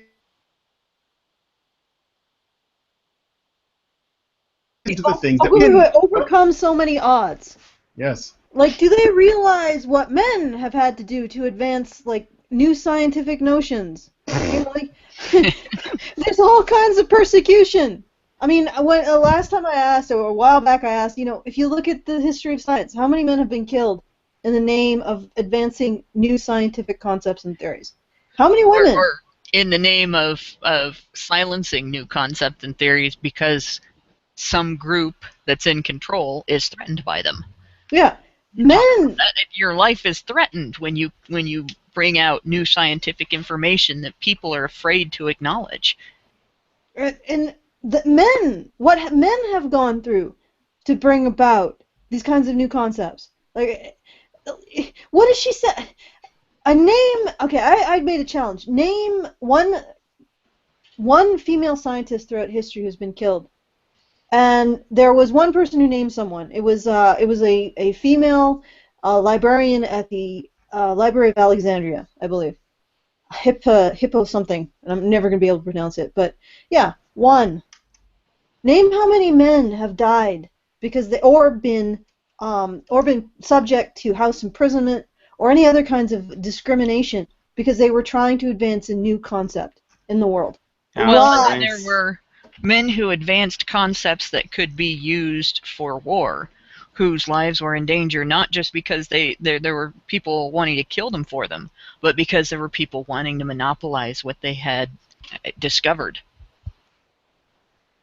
Yeah. So I mean, where is she getting this idea that women were persecuted? If anything, women were protected when they were bringing about new concepts. And if you consider how dangerous science was, not letting women in it wasn't necessarily oppression. It was paternalistic, but you didn't necessarily consider it repression. You can't really consider it oppression. Just like not letting your kid drive a car isn't oppression. It's paternalistic, and probably, you know, you could argue, yeah, women shouldn't be treated like children, but it's not oppression. Okay. Anyway, I just want to put that in. Okay. For funsies, I asked people to write some things that historians might say in the comments. Oh God. for HistoryGate. So if you see anything funny, copy and put it in chat. And I'll ask Mike to read it in some stodgy historian voice. Okay, so moving on. I really want to bring young people back into my audience. One of the things that happened with tropes is that the episodes got really dark because there is an enormous amount of violence against women and really awful sexualization and some things that are not age appropriate for younger members of my audience, she says. Translation, I really want to indoctrinate women at a really young age. So bringing them back in, where these are totally appropriate for multiple age groups, and we can bring it to elementary schools and high schools and colleges, it's something I can think of, I think people of all ages can really find enjoyable. Okay, next page. I didn't know this was a two-pager. Sarkeesian also hopes the series can help provide creatives with inspiration when writing female characters. I spent the last several years talking to game designers and creative people and fans about how to make games and how to sell stories and how to do respectful representations, she recalls. And I often hear men say, well, I don't know how to write women, or women in the 1800s were oppressed, so they can't be the stars of our game. She half-jokingly points out how it's easier to accept time travel and high fantasy in a game than a leading female character. Oh, no. God. No. All right. Well, let's go back and address some of these things that supposedly guys said. Well, I don't know how to write women. Okay. The only reason why you as a man, if this is even true, the only reason why you're having trouble writing women is because people like Anita Sarkeesian are going to tell you that you can't do it no matter what you do. All you have to do. Media. What was that? I.e. Silver String Media. Right. Yeah. There you go. All you have to do is write a man and just make it a woman. You don't even, because like video games don't need a romance plot or anything that's particularly feminine or particularly masculine, because the character is controlled by the player. So they're the ones that enact agency in the world. Just make it a character that has a lot of agency, because that's the point of video games. Hey, Brian. Yes? Ask me how I write women so well. How do you write women so well? I think of a man, and I take away reason and accountability. I was waiting for that. I was thinking of that, actually. Thank God you did that quote and not the Joss Whedon one. Yeah, I was wondering which way you're going with that one, Max. Bravo. Yeah. You know, maybe we should start a series. Now my Twitter Brian. pages are gonna blow up. Maybe we What should was that? start a series where we read excerpts from games and say, is this a man or a woman? And see if people can guess it. We'll do like a little game show kind of thing. Take But I out, can't guess what? take It out any doesn't matter. gender. Yeah, Yeah. take out any gender references. Yeah. Okay, and then so that's the first thing. Just write them like you don't have to worry about the gender when you're writing them. Yeah. Secondly, women in the 1800s were oppressed, so they can't be the stars of our game. Where are you getting this idea that women in the 1800s were oppressed? I Yeah. think she's referring to Assassin's Creed. Citation, please. She's not, but well, yeah, that could be the case. But the thing is, maybe that is actually an incorrect assertion. No, I mean, because I've been on this show for a while, and from what I understand, according to people like Karen and Hannah, and I think Allison too, women weren't really oppressed in the 1800s. Literally Things chattel. were different, but I don't think that was the case. Now, so yeah, just make them. However, so Anita's half right when she jokingly says, you know, why can't you do these things? But what she doesn't realize is the reason why these men don't feel like they can do these things is because they're either their heads are full of bullshit that you fed them, or your very presence, you know, in the industry is making it to where they can't just do what they want. And that's actually why you get more men in video games than women. If those are your two challenges, it's because writing women is a minefield. Writing men, you can do whatever you want to them. So who are you going to go with? Who's going to be the easier one? Who are you going to call? Yeah. That's a big Twinkie. The other influence I want this series to have is to show creative folks alternative stories to tell. So using these women's stories as inspiration to be like, wow, look at what these women have done. I can totally write stories based on this or women who do these kinds of things. Yes, I read it that way because that's how it sounded. Like someone had one of those brain aliens from Futurama attached to their heads, and they were told to say that. Oh, the brain slugs? Yeah, the brain slugs. Or no, it's Hypnotoad. They were hypnotoaded. So what Anita's basically said is that people aren't going to be interested in history unless she spoon feeds it to them. And in particular, women aren't going to be inspired by female history unless she spoon feeds it to them. And of course, women cannot be inspired by anything that men did. Mm-hmm. That's not sexist, right? Nah. Let's get to the end of this. This is just, I'm already sort of pissed off. Or not even pissed off, I'm just blah. Okay. The other influence, I already read that. Okay, challenges of criticism. According to her, one of the most difficult aspects of criticism for people to understand is the notion of being able to enjoy something while also taking issue with some of its portrayals and approaches to representation. No, we don't. Yeah. No, we don't. A critic does not mean tearing things apart, she explains. A critic means saying it is mostly good or mostly bad or some combination thereof, and I think people struggle with this idea. I'm smarter than everybody. They just don't get it. I'm just going to keep repeating myself with this really stupid notion until people start to agree with me, despite the fact that what I'm saying makes no fucking sense. It's just a matter of being able to hold multiple nuanced positions. It's similar to the way we have relationships with other human beings. It's not like your friends or your partner don't anger you sometimes, but you still care about them. All right. And then I think this Multiple nuanced positions. No, Yes. you don't even hold one nuanced position. You don't get to use that word. That is our word. Yeah, it's our word. All I can think of is that nuanced culture. all I can think of is that cartoon, The Critic, except in what was it he used to say? It's crap or It something sucks. like that. It sucks. It stinks. It It stinks. stinks. That's what it is. It stinks. And Anita's line would be, "It's sexist." Yeah. And you have to point it all out. Yep. It's pretty good, John Lovitz. I do what I can. Scott. Yeah, you know what? Here's the thing. First off, the first thing that grabs me, just because I guess I've been somewhat conditioned to look at these things now because of the events of the last 2 years, but who wrote this? Who was the writer behind this? IGN staff. IGN wrote staff. it. That's really weird. It was the whole team got together, and they were in a huddle, and one person wrote the letters, and the others decided what it should say. It was a collective thing. Yeah, they were all around the keyboard. And the thing that should instantly jump out to anybody that has kind of grown savvy to these things over the last few years is that websites have been increasingly doing things like sourcing the writer as staff to get around native advertising laws and regulations and things like that. So that, first off, that just sets off a big fucking flashing light for me whenever I see something like that because of the experiences that have been, we've had over the last couple of years or so. But then you read this thing, and it sounds like a fucking commercial. It sounds like this is a PR, this is a straight up PR release. That's all this is. That's an ad. Yeah, yeah, exactly. Yeah, the whole thing to me just it is spurious. It feels spurious at best. It smells fishy. It smells fit. No, we're not going back there, Hannah. We already went there. We've already been down that road. Yeah, it just feels kind of okay. I'll do it. Fine. It feels fishy.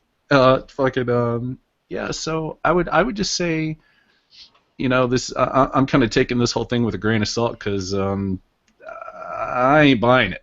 I think there's something else going on here. It just does not sit right with me. So. Tony8353 says it's a staph infection. Oh, there you go. Maybe that's why it smells fishy. There you go. Oh. I'm reminded of musking again. I want to move move on. on. A bit like No, almond. musking is it's like healthy odor, I think. I hope. I don't know. I don't want to know. I'm done. Yeah. Okay. I'm not a savage. All right. Sarkeesian's critiques of video games and pop culture have brought her under great and enduring scrutiny. resulting in toxic harassment Avenger, extending as far as threats on her life. She's been the target of multiple smear campaigns and threats, and has made appearances on television and multiple conferences speaking on behalf of harassment survivors and her mission to educate people on criticism and social issues. She served as an advocate for survivors of online harassment. survivors of online harassment, and has worked with multiple organizations and social media campaigns to help make safer spaces for open discussion to be heard without fear of vitriol and backlash. But wait, I'm so grateful to her Wait, read that for last line advocating again. for me. all right, I'll try After that and do time, this. I was killed by a tweet. Toxic harassment. She served as an advocate for survivors of online harassment and has worked with multiple organizations and social media companies to help make safer spaces for open discussion to be heard without fear of That's what I wanted vitriol right and there. backlash. That is, oh my God, everything she has done since day one, stepping foot on the scene, she has stifled fucking discussion. She has absolutely been just a complete fucking fascist in that regard, where she has just stamped down any kind of discussion. She has not engaged in any debate. Oh God, the sanctimonious cunt. Oh. Yeah. But you don't understand how horrible it is to be killed by tweets. Well, I've died a few times. So. Or just the They're people so who heavy. Don't deny my lived They just experience. pile Hannah. on top of you. Scott, dead They weigh a man's- ton. They come Scott, falling it's through the- the ceiling. It's just awful. it's the day-to-day grind of having people tell you that you're a liar and that you suck. You know what's funny about that? It's I like, you don't know even what? know how they. If there are a lot of people that are coming to the same conclusion, there might be something substantive about that conclusion. Just maybe. Just saying. Well, I At have the to. very least, you might be creating an impression. Yeah, well, I mean, I have to say, I mean, because I just got through doing a video where I was like, the whole world is like pissed off at me or whatever. I would still do what I do. But then again, I don't know exactly what it is that she does. lies. Propaganda. Yeah, just Intellectual prestidigitation. There you go. Yeah. prestidigitation. That's a good word. No, but she's harassment on the internet. Okay, there's something called blocking on Twitter, and although we mock you for doing it so substantively, like blocking me, and I've never actually even tweeted at you, it's you can do that, and you can also delete emails who are by idiots. or you can refund them if they call you a liar and a cheat if they've given you money. That's something I particularly love to do. Not that anybody's really called me a liar or a cheat. They've just, it feels like, this could be a con. It's like, well, okay, then they'll give you your money back. And that's the end of that. It's very satisfying. And you could just ignore these people. You don't even have to read the comments, even if you open them up. But you consider this survival. Like, seriously, you consider something that would go away if you just walk away from the computer. Like, you can walk away from the computer, or you can mute people on Twitter, or you can delete comments that are bad, or you can delete email that's bad. Whether or not you're exposed to this stuff is entirely up to you. You are not bound by law to be in the Twitterverse for 6 hours a day. You don't have an administration telling you, oh yeah, if you leave, you're going to be flunked. There's nothing forcing you to be on Twitter. Nothing. You're like an author complaining about getting bad reviews. Just don't fucking read them. And fair enough, you're in a medium that has more than just the occasional, column in the Guardian or whatever. Yeah, but even authors do. There's thousands of plebs all over the world shaking their fists to say you're a shit author, but nobody hears them, or nobody heard them for most of history. But now they do, because even those people are, moderately wealthy enough to afford the ability to put in a review almost as publicly available as a review in the Guardian or whatever. So yeah, we live in different times now. It's why it's easy to get this past people, because they understand that plebs are now doing the same thing that book reviewers in the Guardians have been able to do for ages, and they're not quite as couth. No, they're not. And sometimes actually, no, reviewers could be pretty uncouth as well. So this is basically what she's calling harassment is like you said, it's just reviews. Be like an author, like you're saying, it would be like an author calling somebody who gave them a negative review a harasser. No, it's not. Make yourself publicly available to receive reviews from people that you will get them. And you're not a survivor of bad reviews. I mean, could you imagine? Who's that guy who does these incredibly bad? A Bowl, right? Uwe Boll. Could you imagine him starting a Kickstarter because of all of the negative reviews he's gotten? Like, No, he doesn't do that. Actually, what he does is he actually goes into a boxing ring and beats up critics. That's what he does. You can hate his movies because I do, but damn it, if he doesn't know how to handle criticism. Wait, who was it that he boxed? Was it Ferrazzi? Maybe. I know he challenged him. Yeah, he's actually boxed a few, I believe. Yeah. And he always kicks their ass. I mean. No, I remember one time he got his ass beat pretty thoroughly. Oh, okay. I can't remember who it was right offhand, but I'm pretty sure he got beaten pretty good. Well, he still did it. But he put in the effort. I give him credit for that for sure. Yeah. I would sell my right foot to get a ringside at a Uwe Boll versus Devin Faraci match. How about me versus Faraci? Both my feet. Oh, God. Fuck feet. I would fight Devin Faraci with my left hand only, and I'd still kick the living fuck out of him, I'm sure. So apparently Uwe has done a Kickstarter. Oh, Was it a Kickstarter about surviving online harassment? probably to make a movie. Yeah. That actually but makes I don't something. know. The very least he makes things. Yeah, he But does was it make a movie things. about online harassment? Uwe Boll has still made more movies than than Anita has made videos, and he actually knows people. He shook Jason Statham's hand. What have you done, Anita? She won't All even right. box. Well, Shit, no.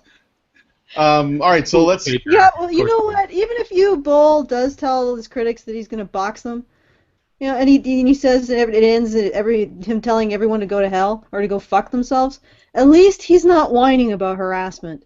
He doesn't cry victim. Yeah. You can respect him for that. He knows he's making shit. He doesn't care. All right, because he gets his money back when it doesn't pay off. So. You know what? I would fight you on that. I don't know that he knows that he's making shit. Well, I think he knows that people like to tell him that he's making shit, but I don't think he thinks he's making shit though. I think he thinks he's an auteur, but we'll only know that once we'll see what's carved onto his gravestone. yeah, we should get him on the show. That'd be funny. Yeah, we should get Uwe Boll on the show. That would be I fucking incredible, actually. Like, dude, I saw Dungeon Siege and I want to put my eyes out. Oh Jesus. Okay, Far Cry. Anyway, no. It's a far cry from a I good don't even movie. know why I But tried to watch. Oh, you know what? The only reason why I even tried to watch the Dungeon Siege movie was because Jason Statham was in it, and I liked it. Statham was in it. But then that's before I realized that Statham, when it comes to contracts, the guy does not know what the word no means. He just says yes to everything. Yeah. You know who I am. With varying results. The guy that's going to take this job. All right.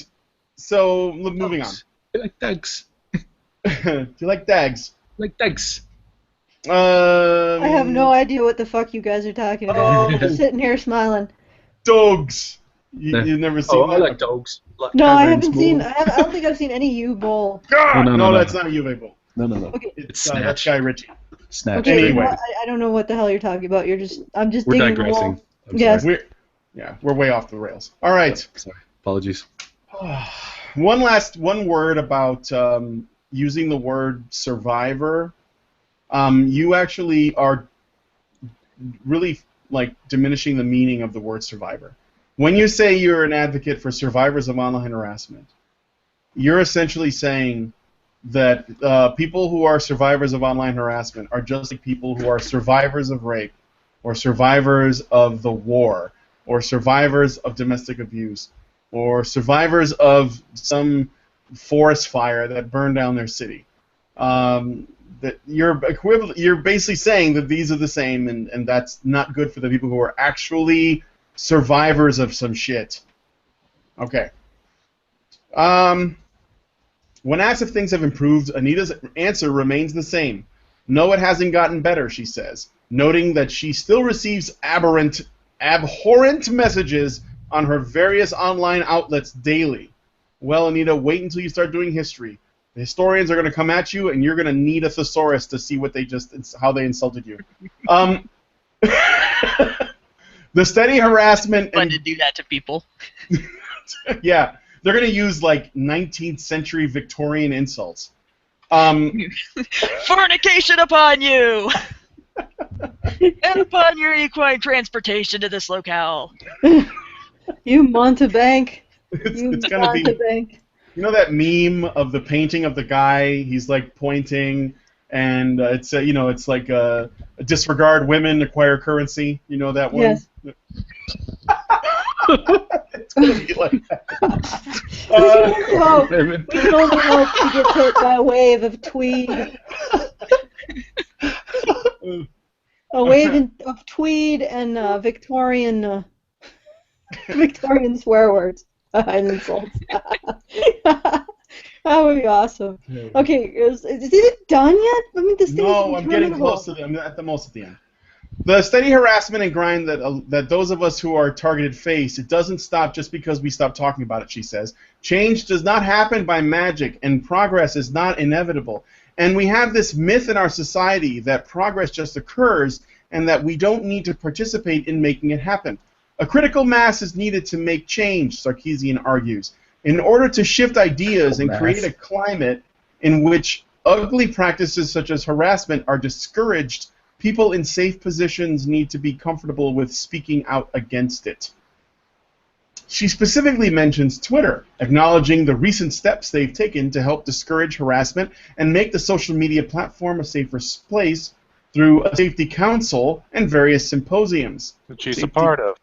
Safety council. I mean, a blocking machine. The reason Twitter is doing that is because we have been fighting to get them to do that. We have been telling our stories, and the media has been covering them. We've been pressing a larger conversation around it to make that change happen. Our stories! Well, yeah, their stories are being told in the media. That goes contrary to everything I've been told about feminism, is that they are being held back and they can't be heard because of the patriarchy is keeping them down.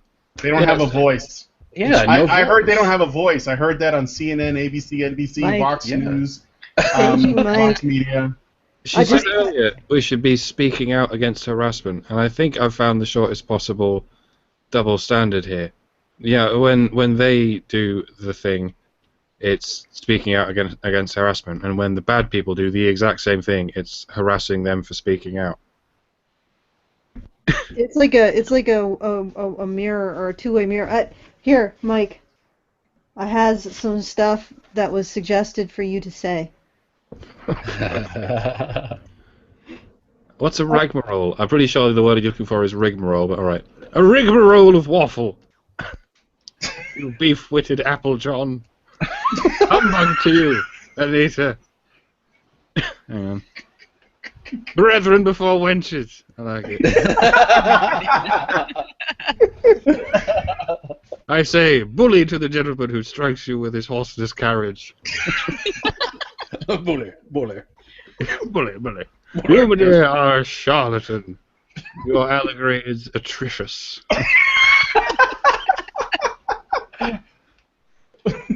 Oh my! Where was that one from earlier? Women are also inventors. They have invented the gherkin, which, what began as a sex toy has become a delightful sandwich accompaniment.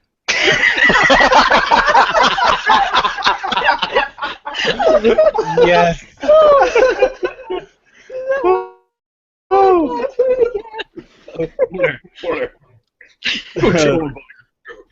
Jolly good. Okay, yes, let's. Yeah, you All know right. what? Don't do it again, because you'll be labor. I'm just gonna finish it off. We're at the end, okay? I know. These responses will vary from person to person. Sarkeesian explains, and the best way to support and aid them in difficult times is to listen and be open to their needs, validating their experiences and understanding their experiences, not trying to fix anything, but just be there for them, giving them a place to feel safe and vent are the best methods. Just Neither listen Sarkeesian raped to me. women. Listen and believe. I was We can't wondering how listen to long- you, Max, because you're not a woman. Don't tell me what I am or what I'm not. You don't know me. You're taking his agency, Allison. Stop it. Oh my God! Someone just said I sound like Rosie O'Donnell. Only you. Rosie O'Donnell. What's wrong with your face? What's wrong with you? Oh, okay. Sarkeesian readily acknowledges the difficulty in persevering through significant opposition and harassment, pledging to continue her fight. I don't know any other way, she says, of her efforts and continued creative process. Do I just sit back and not do anything to fight for liberation? This is bigger than me being harassed. This is a bigger issue. And if I can use my platform to help create change, to make it so that the one other woman online isn't harassed, I will do it. That's how social change happens, she says. We struggle, and we might not see it in our lifetimes, but we still do it for the betterment of the world. Wow, it must be awesome, like to have that kind of view that she has living up on that fucking cross where she's fucking up on right now. You mean Fucking delusions of grandeur? Shit on a fucking stick, man. What the? Oh God, I just persevere every day. I persevere because it's just a whore for us women's on the internet. Oh my God, get the fuck out of here. Oh my God, this is the worst commercial I've ever fucking listened to. Oh, this is awful. And by the way, did she Fucking just trite. call social justice fat? Because it sounds to me like she called social justice fat. Yes. I don't know. We're the monsters! That's what I know. It's us! So when it comes to cyberbullying, there's one person that I always I tend to think of. The wise words of Tyler, the Creator. Yeah. Best words ever spoken on the These internet. are the best words ever spoken on the subject of cyberbullying that I've ever seen. And every time I feel like everything is crashing around me and the people are critiquing me and they're calling me an asshole and they want me to die in a fire, I just go to Tyler, the Creator, and these words are forever etched onto the internet. Read them, think deeply about them. They will help you survive all manner of harassment. This is what you need. So Nobody can see it. Nobody can see it. You don't see it. No, you just have to read it, Brian. Oh my fucking God! Just read it. Oh, there it Okay. is. There it is. Do you see it? All right. Yeah, we see it. Okay. Tyler the Creator. I'll read it. Tyler the Creator at Fuck Tyler. He writes in a very well crafted missive. Beautiful His prose. latest bon mot. This is Yeah. prose, I believe. This is prose. Yes, prose. Oh, Excellent this is prose. poetry. Exquisite This is prose. real poetry. Okay, I'm going to read it now, unless Mike wants to read it in his whatever voice.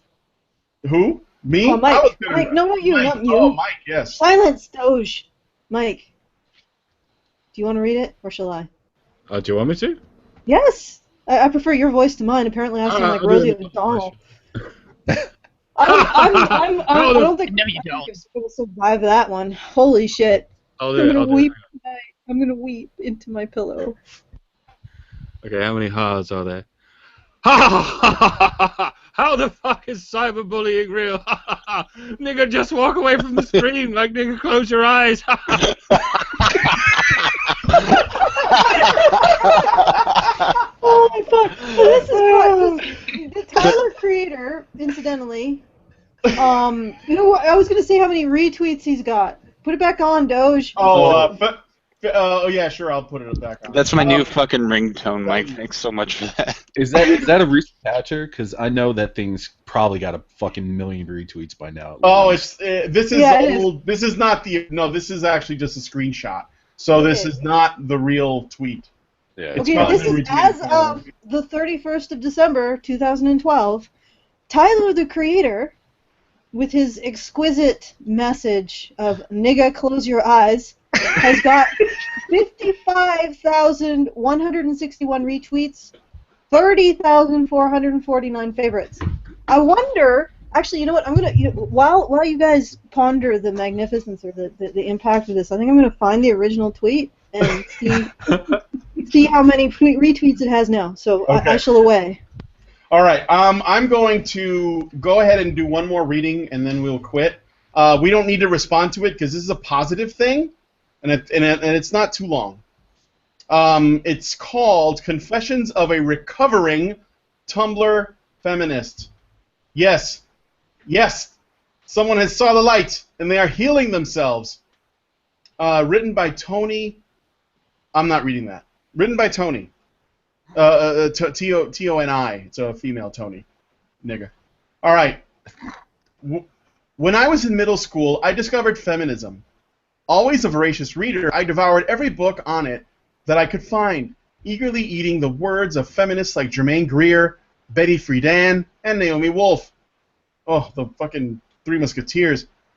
When I was done with books, I turned my attention to the interwebs, where communities of social justice warriors congregate. Little did I know it, as a young teen, I tumbled headfirst into the rabbit hole of the social justice feminist orthodoxy, the perverse wonderland where up is down and everything is actually a manifestation of the patriarchy. Now, as a student at a women's college surrounded by this ideology, I've realized the naivete of my early eagerness. For me, feminism was an enticing religion. Raised in a home devoid of faith, I eagerly accepted its philosophy as my ticket to salvation, as I steeped myself in this type of feminism, the type that emanates from the online Tumblr echo chambers and the illogical, ideological enclaves of women's studies departments. It taught me a number of ideas and values I was eager to apply to my own life. For example, feminist ideology taught me that any opinions that were conservative or just didn't align with the party line were violence. It also taught me that the best way to fight opposition is to try to silence it. Don't like what someone says? Protest them. Shut their event down. In retrospect, the fact that I openly embrace an ideology that claimed that holding a conservative viewpoint is the same as life-threatening violence isn't just absurd, it's embarrassing. How was I so deluded? The advent of conservative speakers being deplatformed or harassed by screaming social justice warriors is a logical consequence of an ideology that equates conservative opinions with physical violence. This was seen most recently when Milo Yiannopoulos' speech at DePaul University came to an end when two social justice warriors ran onto the stage, hijacked the mic, and stood in protest of Milo's views. Where I lived growing up, people had been shot just minutes away from me, sometimes on my very same street.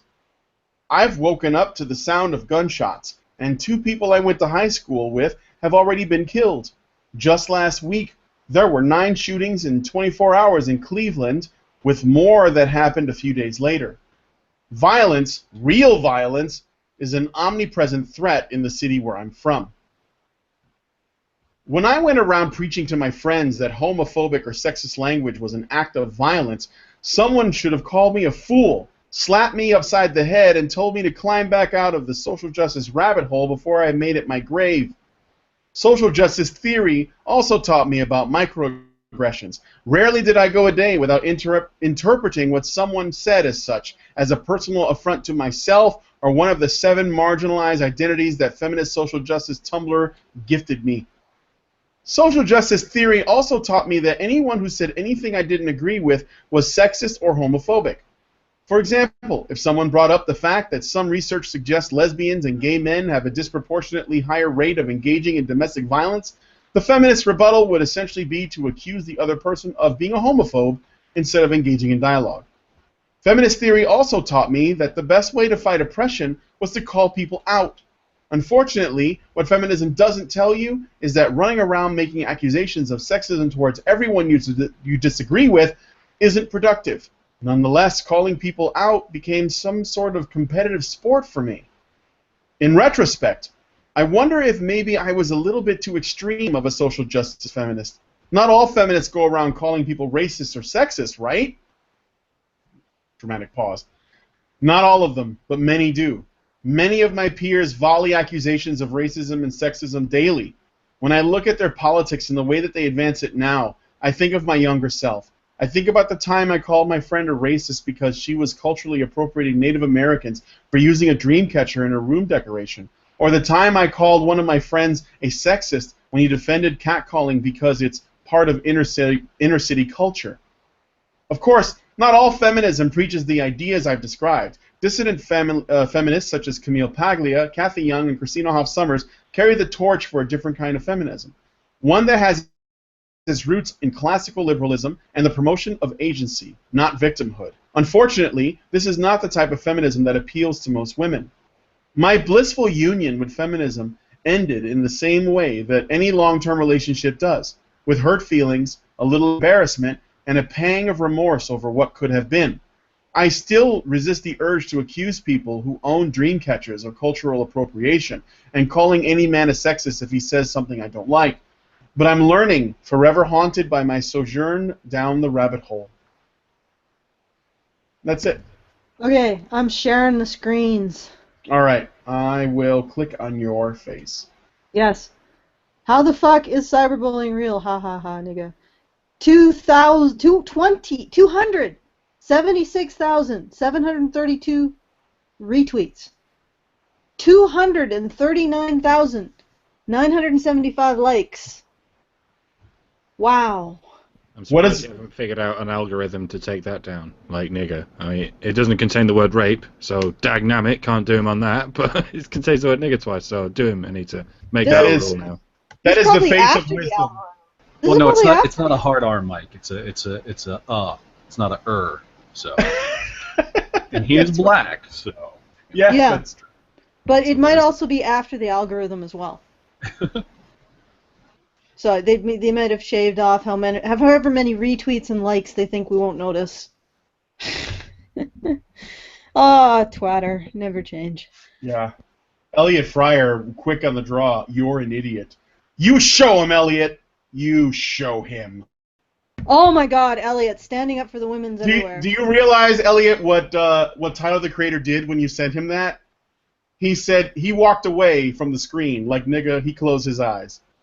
All I can say is this: if you expect me as a woman to be upset and feel upset and victimized over something that you would laugh at if it happened to a man, then you are a sexist fuck. Mm-hmm. For reals. So if you think that if a guy complained about getting all of these really negative reviews of something he did in public and put on the internet, which is public, and he was like, "Oh my God, how can they have been so mean to me to publicly review this thing that I put on the internet?" If you would be like, "Bitch, man up," then why wouldn't you be the same for a woman? Because you're a sexist fuck. You don't think women need to be held to the same standard of stoicism and toughness. And then you turn around, and when people recognize that women aren't held to the same standard of stoicism and toughness, you blame them for not thinking that women make good leaders. Fie upon your houses. That's right. Well, I guess we Yes, should... I have a Mac. A pox, I say. Are we done? Fusty plugs. Yes, we're done. Okay, can I make it? Else. Yes. Can I make it? Go on. All right. Mewling quim. Yes, I will mule and I will quim. Yeah. So we are now $11 from our goal because somebody just recently upped their pledge, and I talked to them. It's because they got a job. So I was like, "Yay, that's good. Like, it's good that you did that. You didn't just do it randomly. You did it because you got a job, and so you have more money coming in." So I don't. I feel good about that. I feel it's a good exchange. So we're $11 from our goal. So I just need to convince 11 of you to go there, and then we'll get the lovely stylings of Karen. The lovely stylings of Karen, writing very, very respectfully an homoerotic homage to Trump and Sanders, Bernie Sanders. I'm not sure what Doge is getting at with this driggle-draggle thing, but there you go. There you have it. And also, I would like a final request. Oh, yes. Before the final request. If you have any interest in writing for us, we are wonderful people. We are. Yeah, I second it that. took you a while to jump No, in I there. thought that you were going to add on like a bunch of adjectives. No, we are wonderful people. I mean, even the people on this panel, their silence is total agreement with that sentiment. We are happy, shiny people holding hands. Okay, Yeah. Allison beats me. I can't be silent I about don't this beat you anymore. enough. I don't beat you enough. If you still have I'm sorry. I'm so sorry, Mass. No, Max, It'd be don't. worse than that. She Go harasses to people your on corner, Twitter. Max. She's Go. gonna bring out the stick. She sends him sternly Go. worded DMs on Don't Twitter put me and in the on room Skype. again. It's horrible. She treads on me. I'm gonna put you in the box.